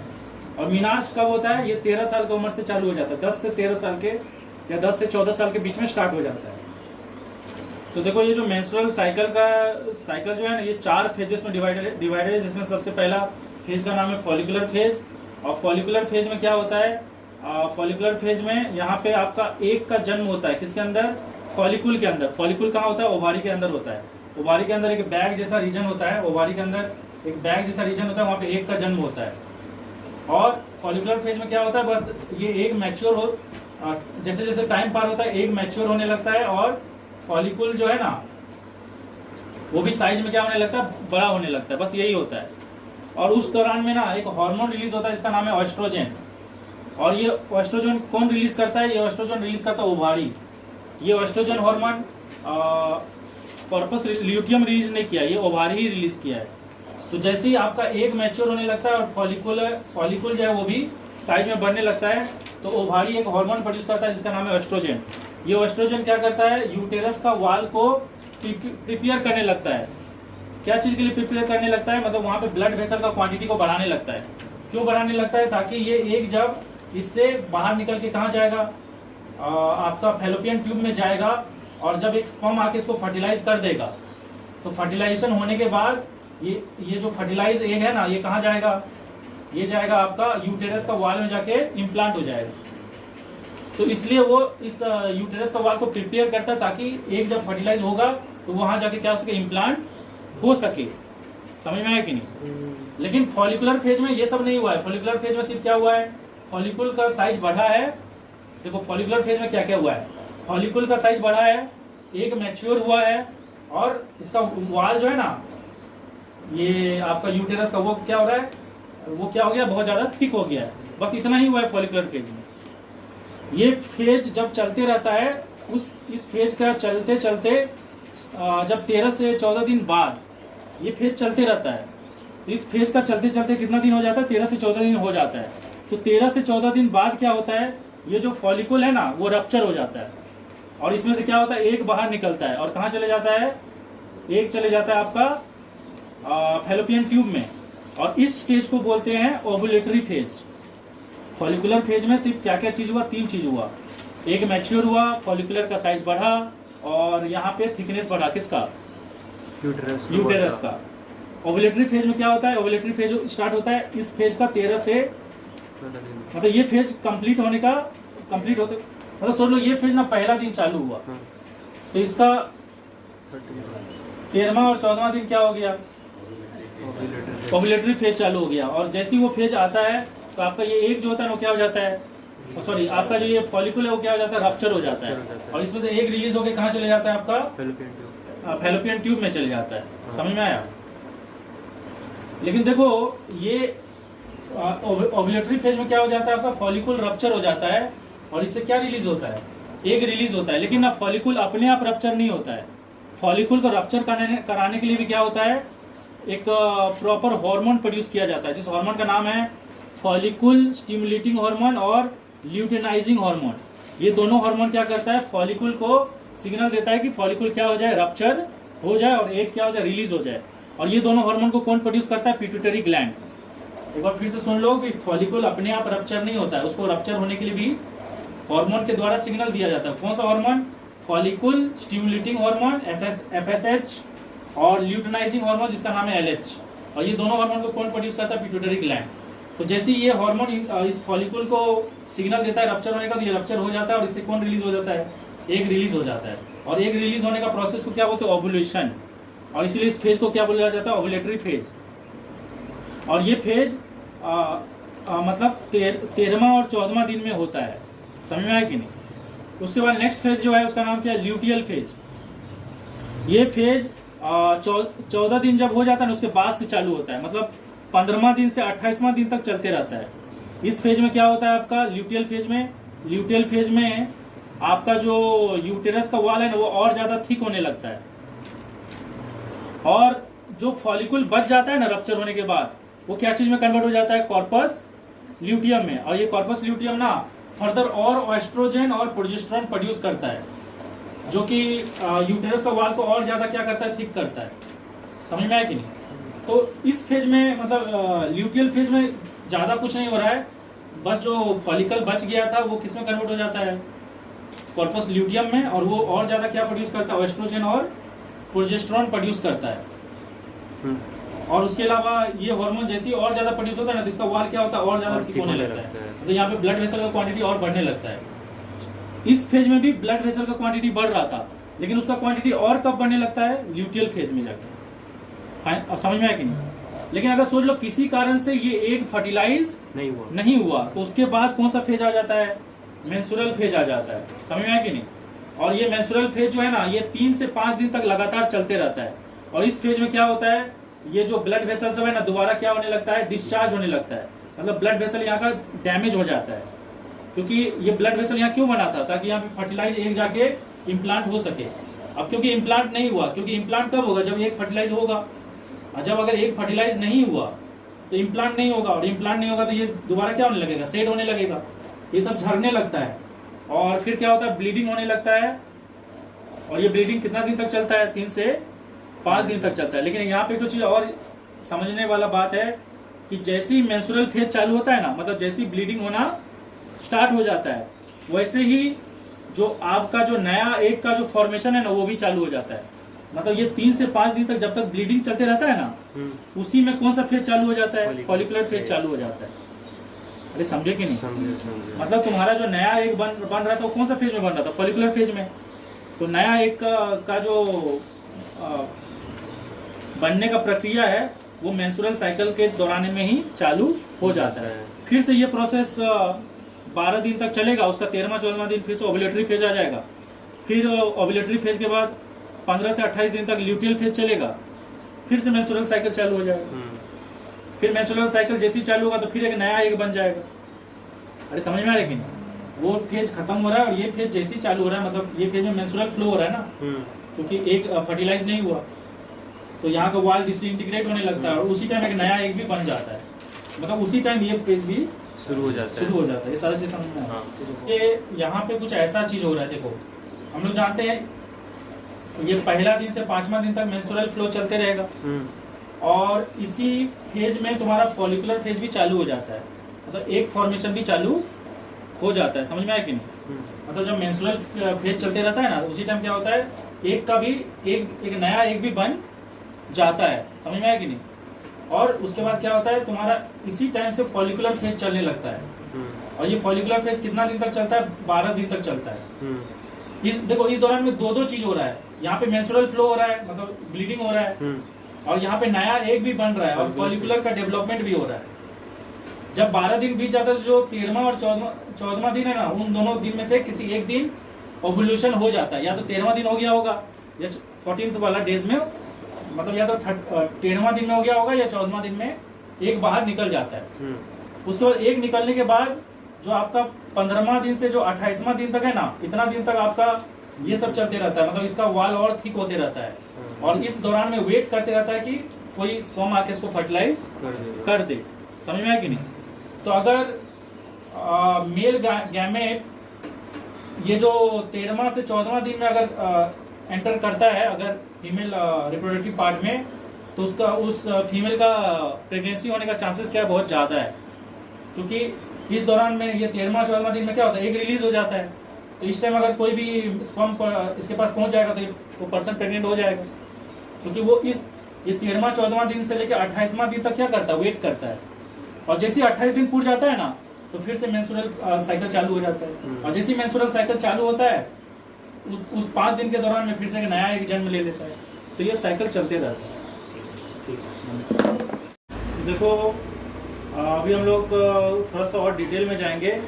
तो कॉपुलेशन का मतलब क्या होता है? कॉपुलेशन का मतलब होता है जब स्पर्म को कर्विक्स के पास, मतलब वेजाइना का पहले जो कर्विक्स रीजन आता है, वहाँ पे जब स्पर्म को रिलीज कर दिया जाता है, ताकि वो फीमेल रिप्रोडक्टिव पार्ट के अंदर एंटर कर सके, तो उस प्रोसेस को क्या बोलते हैं, कॉपुलेशन। तो कॉपुलेशन में क्या होता है कि कर्विक्स के पास स्पर्म को रिलीज कर दिया जाता है। ये स्पर्म कर्विक्स से होते हुए, वेजाइना से होते हुए, ग्रेजुअली यूटेरस से होते हुए कहाँ पहुँच जाता है, ओविडक्ट में पहुँच जाता है। हम लोग पढ़े थे कि यहाँ पे ओविडक्ट होता है, और ये यूटेरस होता है, और फिर यहाँ पे आपका ऐसे कर्विक्स होता है। तो जब स्पर्म को कर्विक्स के पास रिलीज किया जाता है, तो कर्विक्स से होते हुए, वेजाइना से होते हुए, यूटेरस के अंदर से होते हुए कहाँ पहुँच जाता है, ये स्पर्म पहुँच जाता है आपका फैलोपियन ट्यूब में पहुँच जाता है, ठीक है, जिसको ओविडक्ट भी बोलते हैं। और यहाँ पे ये स्पर्म जो है ना, इससे जो निकला हुआ एग है, ओवारी से निकला हुआ एग, उससे फर्टिलाइज हो जाता है। ये आपको समझ में आया कि? और जैसे ये फर्टिलाइज होता है तो क्या चीज़ का फॉर्मेशन होता है, जायगोट का फॉर्मेशन होता है। लेकिन देखो यहाँ पे कुछ इंपॉर्टेंट बात है, जैसे कि यहाँ पे जो स्पर्म रिलीज किया जाता है ना, वो एक स्पर्म रिलीज नहीं किया जाता है, मिलियंस ऑफ स्पर्म रिलीज किया जाता है, जिसमें से कुछ यहाँ तक पहुँच पाता है, ओके, यहाँ तक, और उसमें से कोई एक, मतलब मिलियंस में कुछ यहाँ पहुँच पाते हैं, कहाँ पे, ओविडक्ट तक, मतलब फैलोपियन ट्यूब तक, और उसमें से कोई एक जो है वो एक के साथ क्या होता है, फर्टिलाइज होता है। और जब एक के साथ फर्टिलाइज हो जाता है तो किसका फॉर्मेशन होता है, जाइगोट का फॉर्मेशन होता है। समझ में आया कि नहीं? तो देखो प्रेग्नेंट होने का सबसे सुइटेबल टाइम कौन सा है, 12th और 13 डे है, जो कि सून आफ्टर ओवुलेशन। मतलब क्या, जब आपका मेंस्ट्रुअल साइकिल स्टार्ट हो जाता है, जब आपका मेंस्ट्रुअल साइकिल का पहला दिन स्टार्ट होता है, तभी आपको पता है कि एक एग बनना स्टार्ट हो जाता है ओवारी के अंदर में। और जब एग बनने लगता है तो एक को मैच्योर होने में कितना दिन लग जाता है, 12 से 13 दिन लग जाता है। और जैसे ही 12 से 13 दिन बाद एग मैच्योर हो जाता है तो ग्राफियन फॉलिकल जो रहता है वो, जिसके अंदर एग रहता है, वो रप्चर हो जाता है। तो 12वां और 13वां दिन में क्या होता है, ग्राफियन फॉलिकल रप्चर हो जाता है। और उस रप्चर होने के बाद जो एग रिलीज होता है उसी प्रोसेस को क्या बोलते हैं, ओवुलेशन। इसीलिए यहाँ पे लिखा हुआ है सून आफ्टर ओवुलेशन, मतलब ओवुलेशन उसी वक्त होता है। और जैसे ही ओवुलेशन होता है तो यहाँ से एग निकल के कहाँ चले जाता है, आपका फैलोपियन ट्यूब में चले जाता है, मतलब ओविडक्ट में चले जाता है। तो इस टाइम अगर कोई कंसीव करे, कोई स्पर्म को रिसीव करे, तो उसका फर्टिलाइजेशन होने का चांसेस क्या है, सबसे ज़्यादा है। और प्रेगनेंसी होने का चांसेस भी क्या है, सबसे ज़्यादा है। ये चीज़ आपको समझ में आएगा। अब देखो यहाँ पे स्पर्म के बारे में हम लोग थोड़ा डिस्कस करेंगे। तो स्पर्म का जो है ना, स्पर्म ना 3 सेक्शन में डिवाइडेड है। सबसे पहला सेक्शन है हेड, फिर है मिडिल रीजन, और फिर उसके बाद है टेल।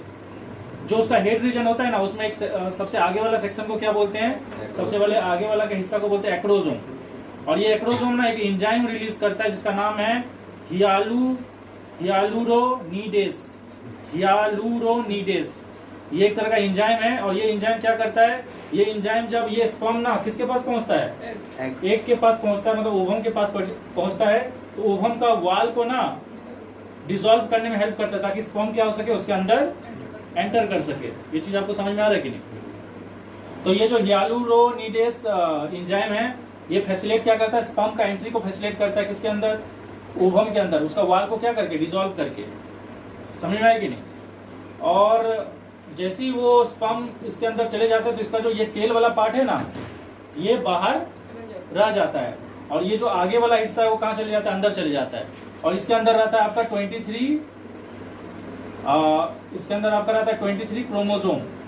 और एक के अंदर भी कितना क्रोमोसोम रहता है, 23 क्रोमोसोम रहता है। ये 23 मिलके क्या हो जाता है, 46, मतलब 23 पेयर ऑफ क्रोमोसोम हो जाता है। क्योंकि एक ह्यूमन बीइंग में कितना क्रोमोसोम होना चाहिए हर सेल में, हर सेल के अंदर 23 पेयर होता है, मतलब 46 क्रोमोसोम होता है। और हम लोग जानते हैं एक मेल गैमेट सिर्फ 23 ही कैरी कर रहा है, पेयर नहीं, ओनली 23 नंबर। और एक फीमेल गैमेट भी 23 ही कैरी कर रहा है। तो दोनों जब फ्यूज होगा तो यहाँ पे क्या चीज का फॉर्मेशन होगा, जाइगोट का फॉर्मेशन होगा। जब स्पर्म और एग एक दूसरे से फ्यूज हो जाएगा तो किसका फॉर्मेशन होगा, जाइगोट का फॉर्मेशन। अब देखो ये जो स्पर्म है ना, ये यहाँ से वहाँ कैसे जाता है, ये जाता है स्विम करके जाता है। किसकी हेल्प से स्विम करके जाता है, टेल की हेल्प से। लेकिन टेल को मूव कराने के लिए भी तो एनर्जी चाहिए ना। वो एनर्जी कहाँ से प्रोवाइड किया जाता है, इसका जो मिडिल रीजन है उसमें माइटोकॉन्ड्रिया रहता है, उसमें एटीपी फॉर्म में एनर्जी रहता है, जो एनर्जी इसको कंटिन्यूसली सप्लाई करते रहता है ताकि ये स्पर्म कहाँ तक पहुँच सके, एग तक पहुँच सके। और ये चीज़ आप देख लो कि मिलियंस ऑफ स्पर्म रिलीज होता है, जिसमें से कोई एक ही, जिसमें कुछ स्पर्म यहाँ तक पहुँच पाता है और उसमें से कोई एक स्पर्म ही एक को फ्यूज या फर्टिलाइज कर पाता है। ये सारा चीज़ आपको समझ में आया। अब देखो यहाँ पे कुछ और पॉइंट है कि एक स्पर्म जब फीमेल रिप्रोडक्टिव पार्ट में चले जाता है तो कितना दिन जिंदा रहता है, तो वो कुछ दिन तक जिंदा रहता है।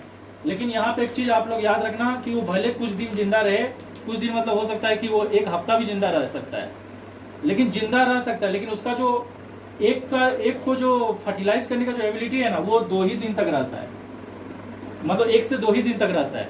मतलब सोचो कोई स्पर्म यहाँ पे एक के पास पहुँच गया है, लेकिन वो एक के पास पहुँचा है, एक तक नहीं पहुँचा है, मतलब उसके आसपास पहुँचा है, ठीक है, और वो एक को फर्टिलाइज नहीं किया है, तो 1 से 2 दिन बाद क्या होगा, वो जिंदा तो रहेगा लेकिन उसका फर्टिलाइजिंग एबिलिटी खत्म हो जाएगा। तो उसको विदिन 1 और 2 डेज ही उसको फर्टिलाइज करना पड़ेगा। अब देखो जब एक बार फर्टिलाइज हो जाता है एक, तो सबसे पहले क्या बनता है, जाइगोट बनता है। समझ में आया कि नहीं? और जैसे ही एक बार जाइगोट बनता है ना, तो सेल डिवीजन बहुत फास्ट हो जाता है। मतलब कुछ ही वक्त में एक जाइगोट डिवाइड होके एक जाइगोट के अंदर कितना सेल बन जाता है, 2 सेल बन जाता है। मतलब क्लीवेज चालू हो जाता है, मतलब टूटना चालू हो जाता है, सेल डिवीजन चालू हो जाता है। फिर कुछ ही टाइम में 4 सेल, फिर 8 सेल, फिर 16 सेल, और ये प्रोसेस चलते रहता है। और फाइनली जाइगोट के अंदर सेल डिवीजन हो के वो जाइगोट क्या बन जाता है, ब्लास्टोसिस्ट बन जाता है। और जब ये सेल डिवीजन चलते रहता है ना, तब ये जाइगोट ग्रेजुअली किसके तरफ मूव करते रहता है, यूटेरस की तरफ मूव करते रहता है। समझ में आया कि नहीं? यहाँ पे जो यूटेरस रीजन है वहां पे मूव करते रहता है। और जब वो यूटेरस के पास पहुंच जाता है तब वो क्या बन जाता है, ब्लास्टोसिस्ट। मतलब उसके पास क्या रहता है, बहुत सारा सेल रहता है। और वो ब्लास्टोसिस्ट फॉर्म में कैसा दिखता है, एक बॉल जैसा दिखता है। और ये बॉल जैसा जो ब्लास्टोसिस्ट है ना, ये यहाँ पे क्या करता है, यूटेरस का वॉल में एक गड्ढा करता है और उसमें ऐसे करके इम्प्लांट हो जाता है। समझ में आया कि नहीं? और देखो ये जो इम्प्लांटेशन होता है कितना दिन बाद होता है, ओवोल्यूशन का 5 से 7 दिन के अंदर इम्प्लांटेशन हो जाता है। मतलब 1 हफ्ता के अंदर इम्प्लांटेशन हो जाता है। मतलब एक फर्टिलाइज एग को ना यहाँ से यहाँ यूटेरस तक पहुंचने में क्या होता है, इतना दिन लग जाता है। मतलब 5 से 7 दिन लग जाता है। उसके बीच में कंटिन्यूसली सेल डिवीजन होते रहता है। ये चीज समझ में आया कि नहीं? क्योंकि देखो जैसी हम लोग जानते हैं कि 12वां और 13वां दिन में फर्टिलाइज होने का चांसेस सबसे ज्यादा है। तो सोच लो कि 12वां 13वां दिन में स्पर्म इसको आके मिल गया और ये जाइगोट बन गया। अब ये जैसे ही जाइगोट बनेगा तो इसके अंदर सेल डिवीजन चलते रहेगा और ये आगे भी जाते रहेगा। किसके तरफ, यूटेरस की तरफ। और जैसे ये यूटेरस के पास जाके ब्लास्टोसिस्ट बन के उसमें इम्प्लांट होने लगेगा, तो तब तक कितना दिन बीत चुका रहेगा, 5 से 7 दिन बीत चुका रहेगा। मतलब ये बहुत धीरे धीरे जाएगा। समझ में आया कि नहीं? और जब ये ब्लास्टोसिस्ट बन जाता है तो क्या होता है, यहाँ इम्प्लांट हो जाता है। और ये प्रोसेस को क्या बोलते हैं, इम्प्लांटेशन। और यहीं से क्या चालू हो जाता है, आपका प्रेगनेंसी चालू हो जाता है। मतलब एक लेडी को प्रेग्नेंट तब बोला जाता है जब ब्लास्टोसिस्ट जाके यूटेरस में क्या होता है, इम्प्लांट हो जाता है। और यहाँ से जो पीरियड चालू होता है उसको बोलते हैं गेस्टेशन पीरियड। मतलब इस वक्त से प्रेगनेंसी जब से ब्लास्टोसिस्ट इसमें इम्प्लांट हुआ है तब से लेके बच्चा का डिलीवरी तक का पीरियड को क्या बोलते हैं, गेस्टेशन पीरियड। और ये पूरा एक कितना लंबा प्रोसेस होता है, 40 हफ्ता का प्रोसेस होता है। मतलब 10वां महीना में जाके वो बच्चा जन्म लेता है। अरे समझ में आ रहा है कि नहीं? मतलब 40 हफ्ता लगता है। क्योंकि देखो 1 महीना में कितना हफ्ता होता है, 4 हफ्ता होता है। तो 10वां तो 40 लगभग हो गया कि नहीं? 9 4 जा कितना हो गया, 36। क्योंकि 9 महीना बच्चा पेट में रहता है ना, तो 9 4 जा 36 हफ्ता हुआ। और उसके बाद जो 10वां महीना चालू होगा तो 40 हफ्ता पकड़ के लिया जा रहा है। राउंड फिगर में 40 हफ्ता लिया जा रहा है ताकि उसी बीच में बच्चा कभी हो सकता है। मतलब उसका डिलीवरी होने का चांसेस बहुत ज़्यादा है। कर दिया। तो देखो हम लोग जानते हैं कि जब जाइगोट यूटेरस का वॉल तक पहुंच जाता है, वहां जाकर क्या हो जाता है, वो इम्प्लांट हो जाता है। और जब वो इम्प्लांट होते रहता है तब उसका नाम क्या हो जाता है, ब्लास्टोसिस्ट। और उस टाइम उसके पास बहुत सारा सेल रहता है और वो कैसा दिखता है, बॉल जैसा दिखता है। अब जैसे ही ये ब्लास्टोसिस्ट इसमें इम्प्लांट होता है तो और ज़्यादा क्या होने लगता है, और ज़्यादा सेल डिवीजन होने लगता है। समझ में आ रहा है कि नहीं? और ये जो ब्लास्टोसिस्ट है ना, धीरे धीरे किसके जैसा दिखने लगता है, एक एम्ब्रॉय जैसा दिखने लगता है। एक एम्ब्रॉय वाला अपीयरेंस आने लगता है। मतलब थोड़ा मतलब पहले से ज़्यादा डेवलपमेंट। मतलब ब्लास्टोसिस्ट ना में जब और सेल डिवीजन होता है ना, तब जो स्टेज आता है उसको क्या बोलते हैं, एम्ब्रॉय। अब देखो एम्ब्रॉय में ये जो एम्ब्रॉय है ना, इसको प्रोटेक्ट करने के लिए ना, मतलब ब्लास्टोसिस्ट जब इसमें इम्प्लांट हो जाता है और उसमें और सेल डिवीजन होता है और फाइनली एक स्टेज आता है जिसको क्या बोलते हैं, एम्ब्रॉय। एम्ब्रॉय स्टेज कब आता है, एम्ब्रॉय स्टेज तब आता है जब जो भी बेबी है ना, उसके चारों तरफ क्या होता है, बहुत सारा लेयर बन जाता है। जब तक वो ब्लास्टोसिस्ट स्टेज में था तब तक एक ह्यूमन लाइक अपीयरेंस नहीं आया था। 8 हफ्ता बाद क्या होता है, लगभग 2 महीना बाद ह्यूमन लाइक अपीयरेंस आ जाता है और उस टाइम इसको क्या बोलते हैं, एम्ब्रॉय बोलते हैं। जब ह्यूमन लाइक अपीयरेंस आ जाता है और ये जो एम्ब्रॉय रहता है ना, इसके चारों तरफ ना प्रोटेक्टिव लेयर का फॉर्मेशन चालू हो जाता है। वो प्रोटेक्टिव लेयर क्या क्या है, तो सबसे पहला प्रोटेक्टिव लेयर का नाम है एमनियोन। और ये जो बेबी है, जो एम्ब्रॉय है, इसके बीच में ना एक फ्लूइड भरा रहता है जिसको बोलते हैं एमनियोटिक फ्लूइड। और ये फ्लूइड क्या पर्पस के लिए होता है, ये फ्लूइड बहुत सारा काम करता है। जैसे बेबी को ना जर्क से बचाता है, मतलब जब मदर हिलती डुलती है तो बेबी को झटका ना लगे। शॉक से बचाता है, किसी तरह का झटका से बचाता है। प्रेशर को हर तरफ बराबर रखता है ताकि बेबी का डेवलपमेंट हर तरफ क्या हो सके, इक्वली हो सके। ऐसा ना हो कि टांग की तरफ ज्यादा डेवलपमेंट हो गया और मुंह पचका हुआ है। तो प्रेशर को क्या करता है, हर तरफ बराबर मेंटेन रखता है। कौन मेंटेन रखता है, ये एमनियोटिक फ्लूइड, एम्ब्रॉय स्टेज समझ में आया। पहले ब्लास्टोसिस्ट स्टेज था जब वो इम्प्लांट हुआ, और एम्ब्रॉय जब उसमें और सेल डिवीजन आया और उसमें एक ह्यूमन लाइक अपीयरेंस आने लगा, तब वो कौन सा स्टेज में आ गया? एम्ब्रियो स्टेज में आ गया। समझ में आया कि नहीं? और ये एम्ब्रियो स्टेज में इसके चारों तरफ क्या होता है, अलग अलग प्रोटेक्टिव लेयर बनने लगता है, जिसमें से पहला प्रोटेक्टिव लेयर को क्या बोलते हैं? एमनियोन। और ये एमनियोन के अंदर ना एक फ्लूइड भरा रहता है जिसका नाम है एमनियोटिक फ्लूइड। समझ में आया कि नहीं? और इस एमनियोटिक फ्लूइड के अंदर ही ये बेबी रहता है। और ये एमनियोटिक फ्लूइड क्या करता है? इसको शॉक से बचाता है, प्रेशर हर तरफ बराबर रहता है ताकि हर तरफ ग्रोथ इसका इक्वली हो सके, फोइटस का मूवमेंट को भी रोकता है ताकि फोइटस कोई इधर उधर हलचल ना करे। और उसके अलावा ये जो फोइटस या एम्ब्रॉय है ना, उस स्टेज में इसको आप फोइटस भी बोल सकते हो। जब ये पूरा ह्यूमन जैसा दिखने लगता है तो आप उसको एम्ब्रॉय या फोइटस बोल सकते हो। अब देखो, ऐसा भी तो हो सकता है ना कि ये फोइटस जो है वो ये एमनियोन वाल में जाके सट जाए, तो उसको सटने से भी क्या करता है? ये फ्लूइड बचाता है, मतलब उसको उसमें एमनियोन का वाल में स्टिक होने से बचाता है। ये सारा चीज समझ में आया। तो देखो, जब 8 हफ्ता बीत जाता है ना, तो एम्ब्रॉय और या फोइटस है ना, उसमें कैसा अपीयरेंस आ जाता है? ह्यूमन जैसा अपीयरेंस आ जाता है, मतलब उसमें हाथ पाँव ये सब दिखने लगता है। ये सारा चीज आपको समझ में आ रहा है? उसका हार्ट सब का डेवलपमेंट सब भी हो जाता है, मतलब अलग अलग ऑर्गन का भी डेवलपमेंट होना चालू हो जाता है, हार्ट बीट भी चलने लगता है। समझ में आया कि नहीं? और एक बार हार्ट बीट अगर चलने लगेगा तो बॉडी में क्या चीज़ का फ्लो करने लगेगा? ब्लड का फ्लो करने लगेगा।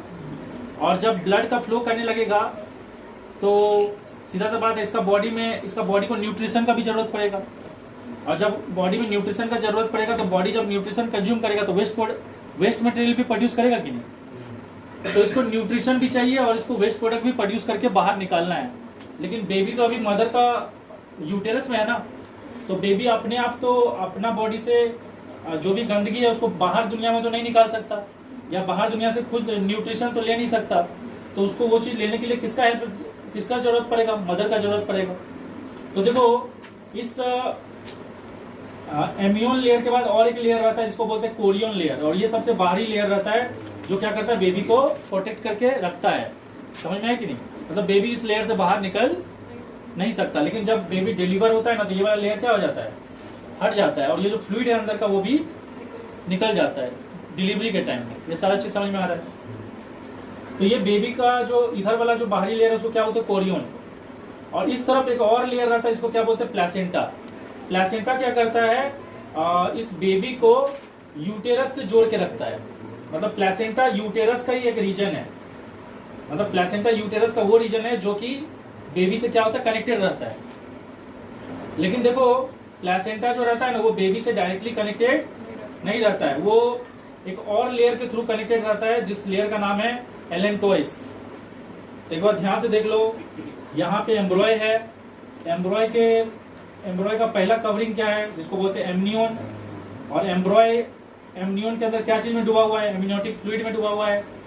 और इसके बाहर का लेयर को क्या बोलते हैं? कोरियन। इस तरफ जो रहता है कोरियन, कौन सा लेयर को बोलते हैं? जो लेयर यूटेरस का ऑपोजिट साइड में है। समझ में है कि नहीं? और जो लेयर यूटेरस के तरफ है उसको क्या बोलते हैं? एलेंटोइस। समझ में है कि नहीं? और ये एलेंटोइस जिस जगह पे यूटेरस का वॉल में एंटर किया है उस रीजन को क्या बोलते हैं? प्लेसेंटा। प्लेसेंटा यूटेरस का ही एक रीजन है जहां पे ये जो एम्ब्रॉय है ना, उसका जो आउटर मोस्ट लेयर है एलेंटोइस, वो यूटेरस के अंदर, जैसे देखो ये यूटेरस है, इसके अंदर ये ब्लास्टोसिस्ट जाके अटका हुआ है कि नहीं? तो इस तरफ जो ब्लास्टोसिस्ट जहां से जाके अटका था, तो ग्रेजुअली इसके अंदर एम्ब्रॉय का डेवलपमेंट हुआ। और ये जो रीजन था ना ब्लास्टोसिस्ट का, जो किसके तरफ था? यूटेरस के तरफ, उसी को क्या बोलते हैं? एलेंटोइस। और ये जहां पे धंसा हुआ रहता है ना इसके अंदर, उसी रीजन को क्या बोलते हैं? प्लेसेंटा। मतलब प्लेसेंटा वो रीजन है जहाँ पे एलेंटोइस जो है वो यूटेरस का वॉल से क्या है? अटैच है। और जो रीजन यूटेरस का ऑपोजिट साइड है उसको क्या बोलते हैं? कोरियन।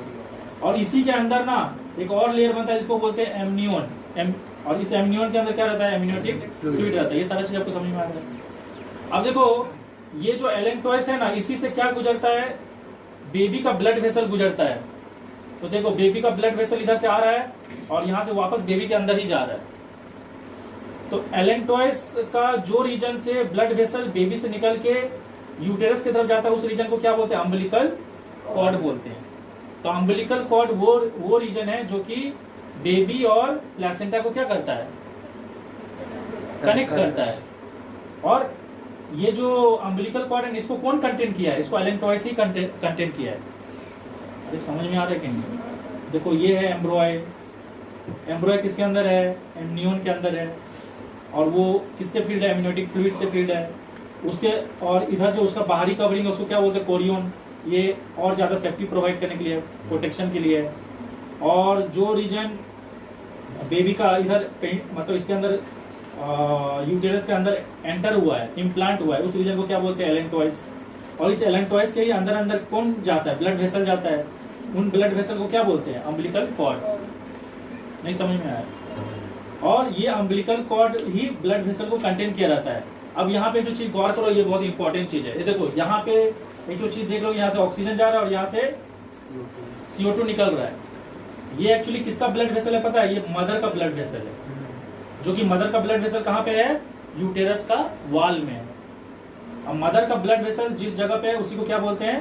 प्लेसेंटा बोलते हैं। और यहाँ पे कौन आया है? एम्ब्रॉय का कौन सा लेयर आया है? एलेंटॉइस लेयर आया है। और एलेंटॉइस के लेयर के अंदर अंदर कौन आया है? अम्बिलिकल कॉर्ड, जो कि ब्लड वेसल कंटेन किया है। तो आप एक तो चीज यहाँ पे गौर करो, मदर का ब्लड वेसल और बेबी का ब्लड वेसल के बीच में कोई फिजिकल कांटेक्ट नहीं है। वो दोनों एक दूसरे के आस पास है। समझ में आया कि नहीं? मतलब मदर का ब्लड बेबी का ब्लड में कभी भी जा नहीं सकता। ऐसा क्यों है? ताकि मदर का कोई भी डिजीज बेबी में ट्रांसफर ना हो सके। लेकिन कुछ ऐसा डिजीज है जो मदर का ब्लड से बेबी का ब्लड में जा सकता है। मतलब वो कुछ ऐसे डिजीज हैं जो कि यहाँ से यहाँ जा सकता है, ट्रांसफर हो सकता है। जैसे कि एग्जांपल के तौर पे HIV। तो HIV जो है ना, HIV वायरस जो है वो यहाँ से यहाँ जा सकता है। लेकिन बाकी जो अदर डिजीजेस वाला जो बैक्टीरिया या जर्म्स है ना, वो मदर का ब्लड से बेबी का ब्लड तक पहुँच नहीं सकता, क्योंकि इन दोनों के बीच में क्या गैप है। तो अब क्वेश्चन आ होता है कि यहाँ से न्यूट्रिशन जाता कैसे है? तो यहाँ से न्यूट्रिशन जाता है कौन सा प्रोसेस से? उस प्रोसेस को बोलते हैं डिफ्यूजन। क्या बोलते हैं? डिफ्यूजन बोलते हैं। ये चीज समझ में आया कि नहीं? तो यहाँ से देखो जो भी ऑक्सीजन जाएगा वो बेबी में चले जाएगा, और बेबी का जो भी कार्बन डाइऑक्साइड होगा वो यहाँ से मदर का ब्लड में आ जाएगा। देखो मदर का ब्लड से ऑक्सीजन गया, यहाँ पे क्या हुआ? ये बेबी का ब्लड में चले जाएगा। समझ में आया कि नहीं? और बेबी का जो भी कार्बन डाइऑक्साइड गंदगी रहेगा वो यहाँ से इधर आ जाएगा। उसी तरह से बेबी के अंदर जो भी यूरिया बनेगा, यूरिन बनेगा, वो भी इसके थ्रू आके मदर का ब्लड में आ जाएगा। और मदर का ब्लड से होते हुए मदर का किडनी में जाके बाहर निकलेगा। तो जो भी न्यूट्रिशन है इधर से आएगा, डिफ्यूजन से अंदर जाएगा, और जो भी गंदगी है वो डिफ्यूजन से क्या होगा? बाहर निकलेगा। मतलब मदर के ब्लड और बेबी के ब्लड में कोई भी फिजिकल कॉन्टैक्ट नहीं है। तो बेबी और यूटेरस को जो कनेक्ट करता है उस चीज को क्या बोलते हैं? Umbilical cord. ये अम्बिलिकल कॉर्ड कौन सा चीज के अंदर होता है? कौन सा वाल के अंदर होता है? एलेंटॉइस। और एलेंटॉइस यूटेरस का जिस रीजन में जाके जुड़ा रहता है उसको क्या बोलते हैं? प्लेसेंटा। और इधर भी एक प्रोटेक्टिव लेयर है एक्स्ट्रा प्रोटेक्शन के लिए, जिसका नाम क्या है? कोरियन। ये सारा चीज समझ में आएगी। तो ये बेबी धीरे धीरे क्या होता है? डेवलप होते जाता है, और आफ्टर 40 वीक क्या होता है? बेबी का मतलब डिलीवरी का टाइम आ जाता है। समझ में आया कि नहीं? तो देखो यहाँ पे कुछ चीज क्लियर कर लो कि कौन सा चीज का डेवलपमेंट कब होता है। 5 हफ्ता मतलब जब एक ब्लास्टोसिस्ट क्या हो जाता है? इम्प्लांट हो जाता है, प्रेगनेंसी चालू हो जाता है। तो उसका इम्प्लांट होने के बाद विदिन 5 वीक अब ये जो एम्ब्रॉय के अंदर ना क्या क्या चीज का डेवलपमेंट हो जाता है? हार्ट का डेवलपमेंट हो जाता है और सर्कुलेटरी सिस्टम का डेवलपमेंट हो जाता है। मतलब by the end of 5 week क्या क्या चीज का डेवलपमेंट हो जाता है? हार्ट और सर्कुलेटरी सिस्टम का डेवलपमेंट हो जाता है। ये चीज समझ में आएगा। और जब 8 हफ्ता पूरा जाता है ना, 8 हफ्ता मतलब लगभग 2 महीना, तब बेबी पूरी तरह से किसके जैसा दिखने लगता है? ह्यूमन जैसे। मतलब तब तक 8 हफ्ता बाद लिम्स सब भी आ जाता है, मतलब हाथ और पाँव का भी ग्रोथ हो जाता है। मतलब लगभग सब कुछ का ग्रोथ हो जाता है। सिर्फ ग्रोथ होता है, जन्म होता है, और डेवलप, और वो सारे ऑर्गन को डेवलप होने में कितना टाइम लग जाएगा? 40 वीक। समझ में आया कि? मतलब जब एक एम्ब्रॉय पूरी तरह से डेवलप नहीं हो जाता है तो उसका 5 हफ्ता में सिर्फ हार्ट और सर्कुलेटरी सिस्टम का ग्रोथ होता है। और जब 2 महीना के आसपास टाइम हो जाता है, जब 8 हफ्ता के आसपास टाइम हो जाता है, 8 हफ्ता मतलब क्या हुआ? 2 महीना, तब उसमें हाथ पाँव सब कुछ का ग्रोथ हो जाता है। तो 8 हफ्ता तक ना क्या होता है, सब कुछ ग्रो हो जाता है, मतलब उसके पास सब कुछ रहता है, लेकिन उन चीज़ों को डेवलप होने में तो टाइम लगेगा ना। मान लो आँख का डेवलपमेंट हो गया, लेकिन उसको पूरी तरह से फुल्ली डेवलप होने में टाइम लगेगा। हार्ट का डेवलपमेंट हो गया, लेकिन उसको फुल्ली डेवलप, किडनी का डेवलपमेंट हो गया, लेकिन अरे समझ में आ रहा है कि नहीं, एक किडनी ऐसे बन गया है लेकिन वो अभी कोई काम का नहीं है, उसको और ज़्यादा एनहेंस होने में टाइम लगेगा। तो वो होते होते कितना दिन लग जाता है, 40 हफ्ता, और उसके बाद बेबी क्या हो जाता है, डिलीवर होता है। ये सारी चीज़ समझ में आ रही है। तो देखो यहाँ पे कुछ टर्म्स है जो आपको पता होना चाहिए। एम्ब्रॉय ना वो स्टेज है जो कि कहाँ से कहाँ तक कंसीडर किया जाता है। एम्ब्रॉय स्टेज कंसीडर किया जाता है जब एग फर्टिलाइज हो गया था तब से लेके जब बेबी के अंदर इंटरनल ऑर्गन का डेवलपमेंट होना स्टार्ट हो जाता है तब तक का स्टेज को एम्ब्रॉय बोलते हैं। मतलब जब तक वो ह्यूमन लाइक अपीयरेंस उसमें आने लगता है, मतलब ह्यूमन लाइक अपीयरेंस आना स्टार्ट हो जाता है तब तक का स्टेज को क्या बोलते हैं, एम्ब्रॉय। और जब ह्यूमन लाइक अपीयरेंस पूरी तरह से आ जाता है तब क्या बोलते हैं, फॉइटस। दोनों में फर्क समझ में आ रहा है। एम्ब्रॉय का मतलब हो गया कि फर्टिलाइजेशन से लेके जो मेन इंटरनल ऑर्गन है उसका डेवलपमेंट तब तक का प्रोसेस क्या बोलते हैं, एम्ब्रॉय।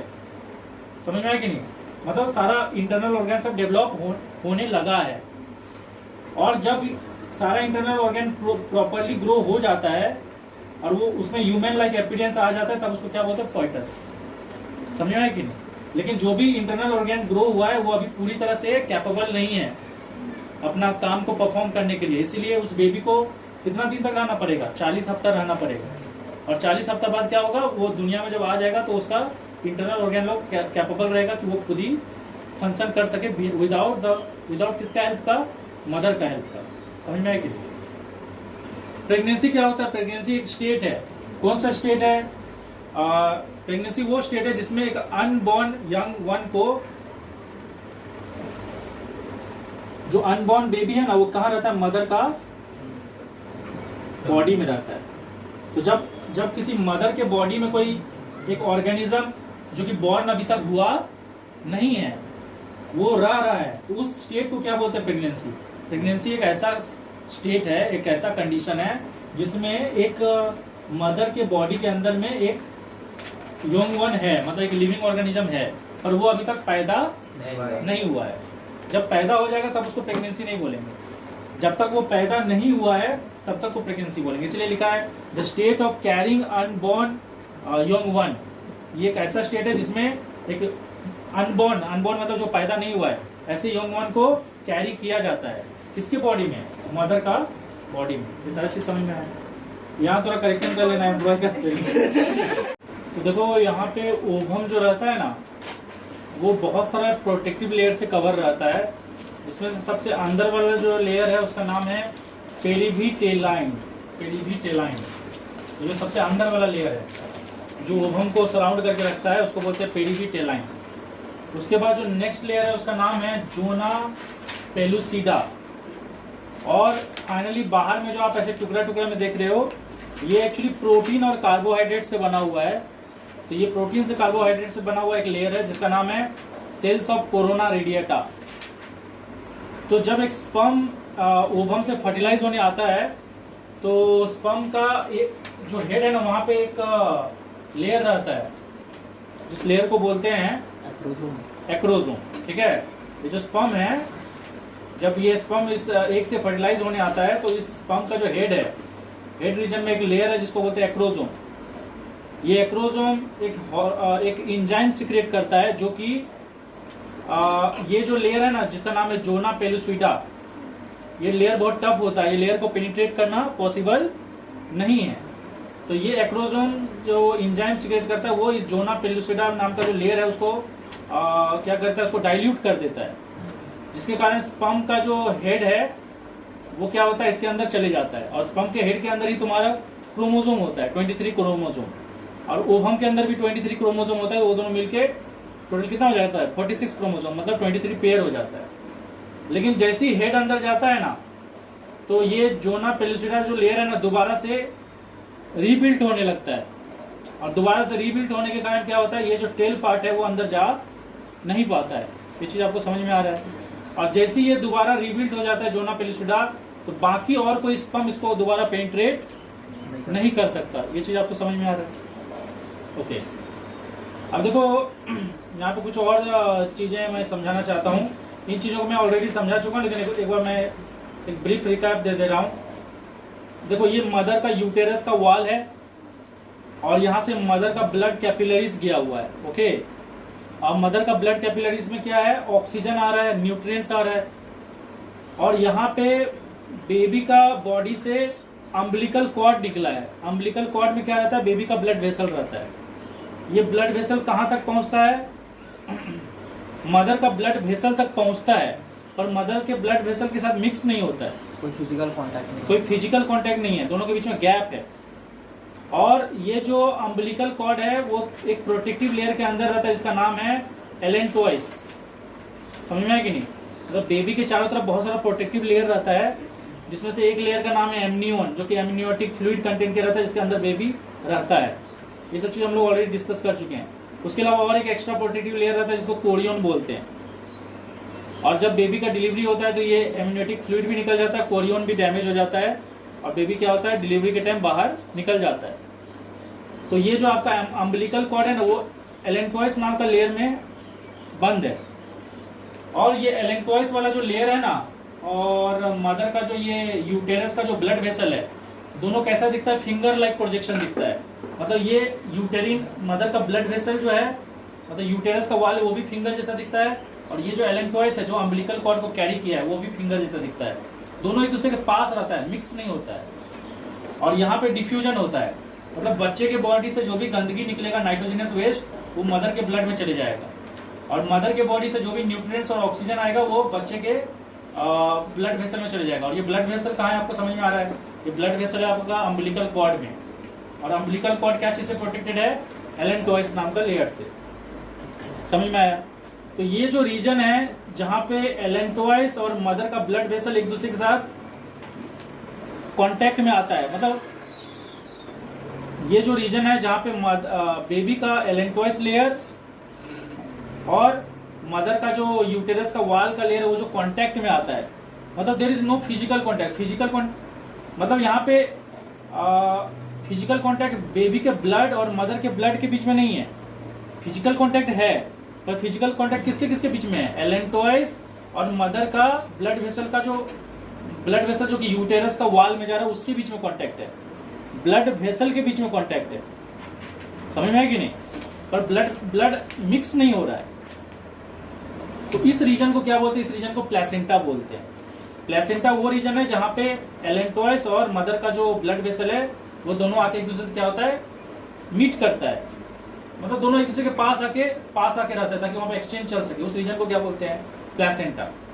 और ये प्लेसेंटा जब एक एम्ब्रॉय यहाँ पे इम्प्लांट हो जाता है, जायगोट यहाँ पे इम्प्लांट हो जाता है, तो ये जो प्लेसेंटा रीजन है ना, प्लेसेंटा मतलब सिंपल समझ लो एक रीजन है जहाँ पे कांटेक्ट हो रहा है। किसके किसके बीच में कांटेक्ट हो रहा है, फोइटस के बीच में और मदर के बीच में।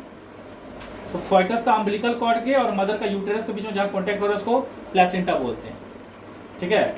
तो ये प्लेसेंटा ना, जैसे ही यहाँ पे वो ब्लास्टोसिस्ट आके इम्प्लांट होता है, और जिसके बाद और सेल डिवीजन होते जाता है और एम्ब्रॉय का डेवलपमेंट होते जाता है, और फाइनली उसको ह्यूमन लाइक अपीयरेंस आ जाता है।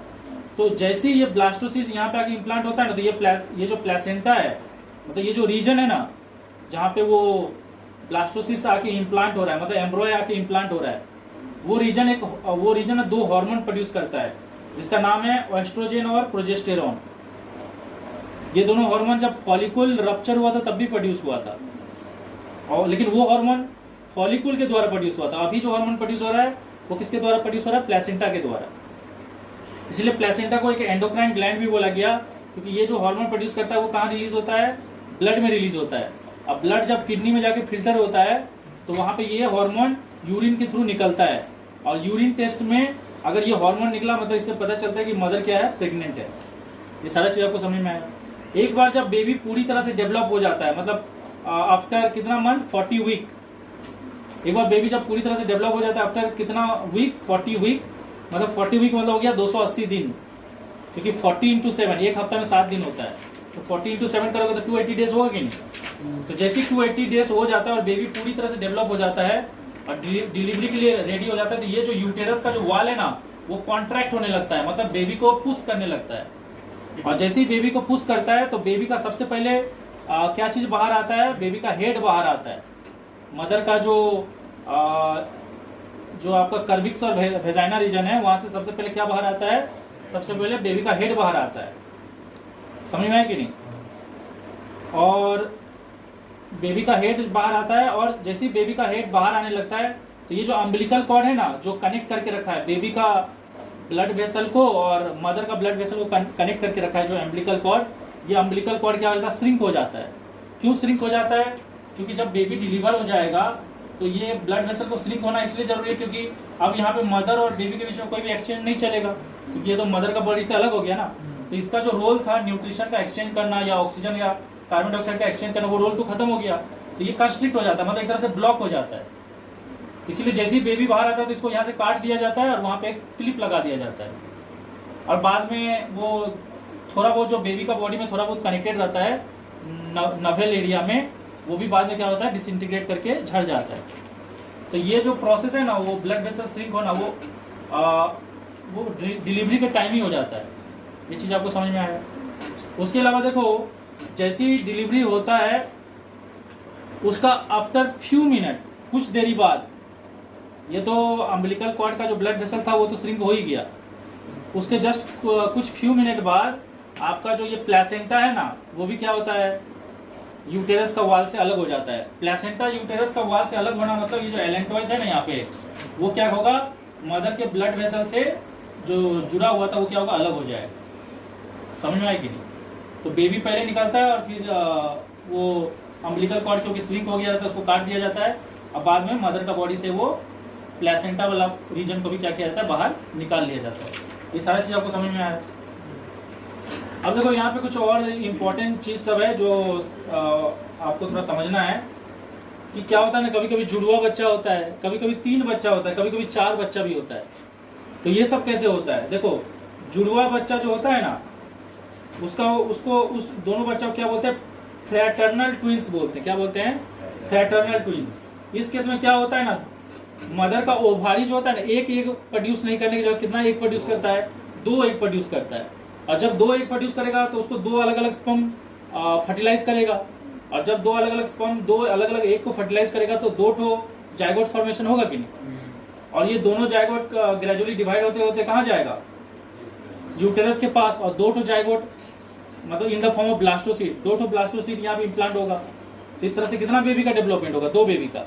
अब यहाँ पे देखो, ये तो जरूरी नहीं है ना कि जो एग है, एग के अंदर क्या होता है, एक्स क्रोमोसोम होता है। अब सोच लो, इसको एक ऐसा स्पर्म फर्टिलाइज किया जो कि एक्स कैरी कर रहा था, और इसको एक ऐसा स्पर्म फर्टिलाइज किया जो कि एक्स कैरी कर रहा था, तो दोनों का दोनों जो बेबी होगा लड़की होगा। या ऐसा भी हो सकता है कि इसको भी वाई कर रहा हो और इसको भी वाई के क्रोमोसोम वाला स्पर्म करेगा, तो दोनों का दोनों बेबी बॉय होगा। और या ऐसा भी हो सकता है कि इसको एक्स वाला क्रोमोसोम वाला स्पर्म फर्टिलाइज किया होगा और इसको वाई वाला, तो एक लड़का होगा एक लड़की होगा। तो जब भी ट्विंस होता है ना, तो ये जरूरी नहीं कि दोनों का दोनों लड़का होगा या दोनों का दोनों लड़की होगा, एक लड़का एक लड़की भी हो सकता है। मतलब 3 तो पॉसिबिलिटी है, या तो दोनों लड़का होगा या दोनों लड़की होगा या एक लड़का एक लड़की। ये चीज़ आपको समझ में आया? तो इसको फ्रैटर्नल ट्विंस बोलते हैं। उसके बाद आते हैं यहाँ पे आइडेंटिकल ट्विंस। आइडेंटिकल ट्विंस में क्या होता है, आइडेंटिकल ट्विंस में जो बच्चे होते हैं ना, वो दिखने में पूरा सेम ही दिखते हैं, दिखने में सेम दिखते हैं।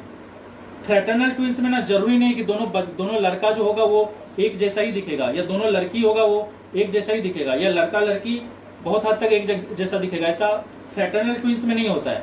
पर आइडेंटिकल ट्विंस में क्या होता है, दिखने में दोनों सेम ही दिखते हैं। तो इसमें एक्चुअली में क्या होता है, इसमें एक ही एग होता है और उसको एक ही स्पर्म फर्टिलाइज करता है। समझ में आया कि नहीं? लेकिन हम लोग जानते हैं जब एक स्पर्म एक एग को फर्टिलाइज कर देता है तो सेल डिवीजन चालू होता है। तो उस सेल डिवीजन के दौरान में कभी कभी ऐसा होता है कि एक जाइगोट कैसे बना, स्पर्म और एग का फर्टिलाइजेशन से। तो कभी कभी क्या होता है, एक जाइगोट टूट के कितना जाइगोट बन जाता है, 2 जाइगोट बन जाता है। समझ में आया कि नहीं? और ये 2 जाइगोट फर्दर 2 ब्लास्टोसिस्ट बनाएगा और यहाँ जाके इम्प्लांट होगा, तो दो बेबी का 2 बच्चा का जन्म होगा। और दोनों बच्चा क्या होगा, आइडेंटिकल मतलब इस केस में ये कंफर्म है कि दोनों का दोनों या तो लड़का होगा या दोनों का दोनों लड़की होगा। लड़का और लड़की होने का चांसेस इसमें नहीं है, इसमें है। इसको फ्रैटर्नल क्यों बोला गया पता है? क्योंकि यहाँ पे लड़का लड़की होना या लड़की लड़की होना या लड़का लड़का होना है, सारा चीज किसके ऊपर डिपेंड करता है?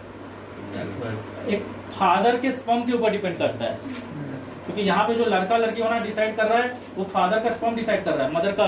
यहाँ पे दो स्पर्म डिसाइड कर रहा है। हाँ, मतलब दोनों स्पर्म डिसाइड कर रहा है और दोनों का दोनों फादर का स्पर्म डिसाइड कर रहा है। लेकिन यहाँ पे क्या हो रहा है ना, यहाँ पे फादर या मदर का स्पर्म डिसाइड नहीं कर रहा है। यहाँ पे तो एक स्पर्म आया, इसको फर्टिलाइज कर दिया, मान लो एक ही लड़का पैदा होता, लेकिन अब ये क्या हो गया, स्प्लिट होके दो हो गया। मान लो इसके अंदर एक्स क्रोमोसोम, ये एक्स क्रोमोसोम कैरी कर रहा था एक, इसको एक स्पर्म आके फर्टिलाइज किया जो कि वाई क्रोमोसोम कैरी कर रहा है, तो ये तो लड़का होता कंफर्म है। अब ये क्या हो गया ना, यहाँ से डिवाइड हो गया, दो जायगोट बन गया, तो ये लड़का होता तो ये भी तो लड़का ही होगा ना। समझ में आया कि नहीं? तो ये आइडेंटिकल ट्विंस होता है। लेकिन आइडेंटिकल होने का तो देखो, आइडेंटिकल होने का मतलब हो गया दोनों का दोनों या तो बॉयज होगा या दोनों का दोनों क्या होगा, गर्ल्स होगा। लेकिन इसका ये मतलब नहीं है कि दोनों का फिंगरप्रिंट भी सेम होगा या दोनों का बर्थ मार्क भी सेम होगा, ये जरूरी नहीं है। दिखने में सेम रहेगा, फिंगरप्रिंट क्या रहेगा अलग अलग, बर्थ मार्क भी क्या रहेगा अलग अलग। ओके, कभी कभी क्या होता है ना, तीन बच्चा भी होता है। तीन बच्चा कैसे होता है देखो, एक को एक ही स्पर्म फर्टिलाइज करेगा, एक को एक ही स्पर्म फर्टिलाइज करेगा और क्या बन जाएगा, जायगोट बनेगा। अब ये जायगोट सोच लो क्या हो गया, डिवाइड होकर दो जायगोट बन गया। तो ये था पहला जायगोट, ये जायगोट डिवाइड होकर दो जायगोट बना, और ये जो जायगोट है ना इसमें से सेकंड वाला जायगोट वो फर्दर सोच लो और डिवाइड हो गया। तो देखो पहले एक जायगोट था, ये हो गया दो जायगोट, इसमें से दूसरा वाला सोच लो और फर्दर दो डिवाइड में हो गया, तो कितना तो जायगोट हो गया, एक दो तीन, और तीन जायगोट मतलब तीन तो यहाँ पे ब्लास्टोसिस्ट जाके इम्प्लांट होगा, तीन तो बेबी होगा। और दूसरा पॉसिबिलिटी क्या है, तो यहाँ पे क्या था, इस केस में क्या हुआ था देखो, इस केस में एक ही ओवम था, उसको एक ही स्पर्म फर्टिलाइज किया और वो जायगोट बना, और वो जायगोट पहले एक से दो हुआ और उसमें से कोई एक फर्दर एक से दो हो गया, तो टोटल तीन तो जायगोट हो गया। ये एक पॉसिबिलिटी है। दूसरा पॉसिबिलिटी क्या है कि दो तो ओवम हुआ, कितना ओवम हुआ, दो, और दो ओवम में से इसको अलग स्पर्म फर्टिलाइज किया, इसको अलग स्पर्म फर्टिलाइज किया। लेकिन ये वाला को जो स्पर्म फर्टिलाइज किया ना, ये जब जायगोट बना तो ये जायगोट फर्दर कितना हो गया, एक से दो हो गया। लेकिन इसको जो स्पर्म फर्टिलाइज किया था ये वाला जायगोट जैसा है वैसा ही रह गया। समझ में आया कि नहीं? मतलब जो प्रक्रिया आइडेंटिकल ट्विंस में हो रहा है ना यहाँ पे, तो यहाँ पे क्या हो रहा है ना, फ्रैटर्नल ट्विंस और आइडेंटिकल ट्विंस का मिक्सचर हो जा रहा है। क्योंकि फ्रैटर्नल ट्विंस में क्या हो रहा था, दो अलग अलग ओवम प्रोड्यूस हो रहा था, यहाँ पे भी दो अलग अलग ओवम प्रोड्यूस हो रहा है। और फिर आइडेंटिकल ट्विंस जैसा कैसे क्यों हो रहा है, क्योंकि आइडेंटिकल ट्विंस वाला क्या होता था, जो एक तो जायगोट रहता था वो फर्दर दो में डिवाइड हो जाता था, तो यहाँ पे भी एक से दो में डिवाइड हो रहा है, लेकिन एक तो डिवाइड नहीं हो रहा, तो टोटल कितना हो गया, एक दो तीन। नहीं समझ में आया? दो पॉसिबिलिटी है यहाँ पे, एक जायगोट एक से दो होगा, फिर उसमें से और एक जायगोट एक से दो, मतलब तीन हो जाएगा। ये एक तरीका। दूसरा तरीका है दो जायगोट बनेगा, मतलब दो अलग अलग ओवम से, और उसमें से एक जायगोट दो में डिवाइड हो जाएगा और एक जायगोट जैसा वैसे रह जाएगा, तो ऐसे भी तीन बच्चा होगा।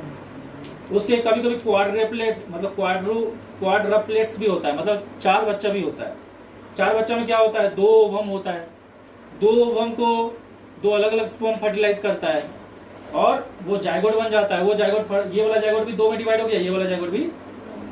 अगर देखो यहाँ पे ये जायगोट दो में डिवाइड हुआ और ये वाला जायगोट दो में डिवाइड नहीं हुआ तो ट्रिपलेट होगा। लेकिन अगर ये भी जायगोट दो में डिवाइड होता तो क्या हो जाता, क्वाड्रुप्लेट हो जाता, चार हो जाता। और इसके अलावा कभी कभी 5, 6, 7 बच्चा भी होता है, लेकिन उस वैसा केस में बच्चा का सर्वाइवल का चांस क्या होता है, बहुत कम होता है, क्योंकि जितना डिवीजन होगा उतना उसके हाँ उतना न्यूट्रिशन का डिस्ट्रीब्यूशन और जो भी जेनेटिक इंफॉर्मेशन का डिस्ट्रीब्यूशन है वो कम होते जाएगा, और बच्चा का सर्वाइवल का चांसेस क्या है, कम हो जाएगा। ये सारा चीज़ आपको समझ में आएगी। तो देखो ये जो ट्रिपलेट होगा ये भी जान लो कि लड़का होगा कि लड़की होगा कि लड़का लड़की दोनों होगा। सीधा सा बात है, अगर पहला वाला जायगोट के अंदर एक्स और वाई क्रोमोसोम है, मतलब इसका लड़का, ये लड़का होगा, और ये अगर डिवाइड हो रहा है दो जायगोट में तो ये भी लड़का होगा, ये भी लड़का होगा, और ये अगर दो जायगोट में डिवाइड हो रहा है तो ये भी लड़का होगा, ये भी लड़का होगा, मतलब तीनों का तीनों लड़का होगा। लेकिन इस केस में देखो यहाँ पे ये जो ओवम है, क्योंकि यहाँ पे एक ही ओवम था, पहले एक ओवम एक स्पर्म से फर्टिलाइज हुआ तो इसका कंफर्म हो गया कि ये लड़का होगा या लड़की होगा। मान लो ये लड़की होगा तो ऑटोमेटिक इसका डिवीजन से ये दोनों भी लड़की होगा, और इसका डिवीजन से ये दोनों भी लड़की होगा, मतलब यहाँ पे तीनों का तीनों सेम ही होगा, या तो तीनों लड़का होगा या तीनों लड़की होगा। इस केस में क्या होगा देखो, यहाँ पे ये एक अलग, ये दोनों अलग अलग ओवम है, इसको अलग स्पर्म फर्टिलाइज किया और इसको अलग स्पर्म फर्टिलाइज किया है। मान लो इसको वाई क्रोमोसोम वाला स्पर्म फर्टिलाइज किया तो ये लड़का होगा, और इसको एक्स वाला फर्टिलाइज किया तो ये लड़की होगा, और क्योंकि ये फर्दर 2 में डिवाइड हुआ तो ये दोनों भी लड़की ही होगा। तो यहाँ पे क्या हो जाएगा, लड़की लड़की लड़का होगा। या ऐसा भी हो सकता है इसको भी वाई वाला किया, इसको भी वाई वाला किया, तो ये लड़का होगा और ये भी लड़का होगा, लेकिन ये क्योंकि फर्दर 2 में डिवाइड हो गया तो ये भी लड़का लड़का, तो 3 तो लड़का लड़का लड़का हो जाएगा। समझ में आया कि नहीं? मतलब इसमें ऐसा है कि ये वाला जो है ना ये अलग दिखेगा, लेकिन इसका डिवीजन से जो 2 बच्चा आएगा वो सेम होगा। ये लड़की भी हो सकता है, लड़का भी हो सकता है, और अगर ये वाला में लड़की वाला क्वालिटी है तो दोनों का दोनों लड़की होगा, और ये दोनों पूरा आइडेंटिकल दिखेगा, पर ये अलग दिखेगा। और अगर इसमें लड़का वाला क्वालिटी है तो ये लड़का बनेगा और दोनों आइडेंटिकल दिखेगा, लेकिन ये अलग दिखेगा। इसमें भी 3 पॉसिबिलिटी है ना? हाँ, वो वाला में भी 3 पॉसिबिलिटी है। हाँ, ये दोनों ट्रिपलेट का ही है, क्योंकि देखो ये अलग स्पर्म से हुआ है ना, तो ये तो अलग दिखेगा ही, लेकिन ये जो 2 होगा वो सेम होगा। अब क्वाड्रिप्लेट्स में क्या होगा, ये इसमें अगर चलो लड़का वाला क्वालिटी है और इसमें भी लड़का वाला क्वालिटी आ गया, मतलब दोनों में वाई वाई आ गया, लेकिन दोनों का ओवम अलग अलग है, तो ये लड़का भी अलग दिखेगा, ये लड़का भी अलग दिखेगा। लेकिन क्योंकि ये फर्दर 2 में डिवाइड हो गया तो यहाँ पे ये 2 जुड़वा रहेगा और ये दोनों भी जुड़वा रहेगा, मतलब ये दोनों दिखने में सेम होगा, ये दोनों भी दिखने में सेम होगा। और यहाँ पे अगर ये लड़का वाला क्वालिटी इसमें है तो ये दोनों लड़का होगा, और इसमें लड़की वाला तो ये दोनों लड़की होगा। अरे समझ में आ रहा है? या इसमें भी लड़की वाला क्वालिटी, इसमें भी, तो ये भी लड़की होगा, ये दोनों भी लड़की, ये दोनों भी लड़की, लेकिन ये दोनों लड़की इन दोनों लड़की से अलग दिखेगा। समझ में आ रहा है?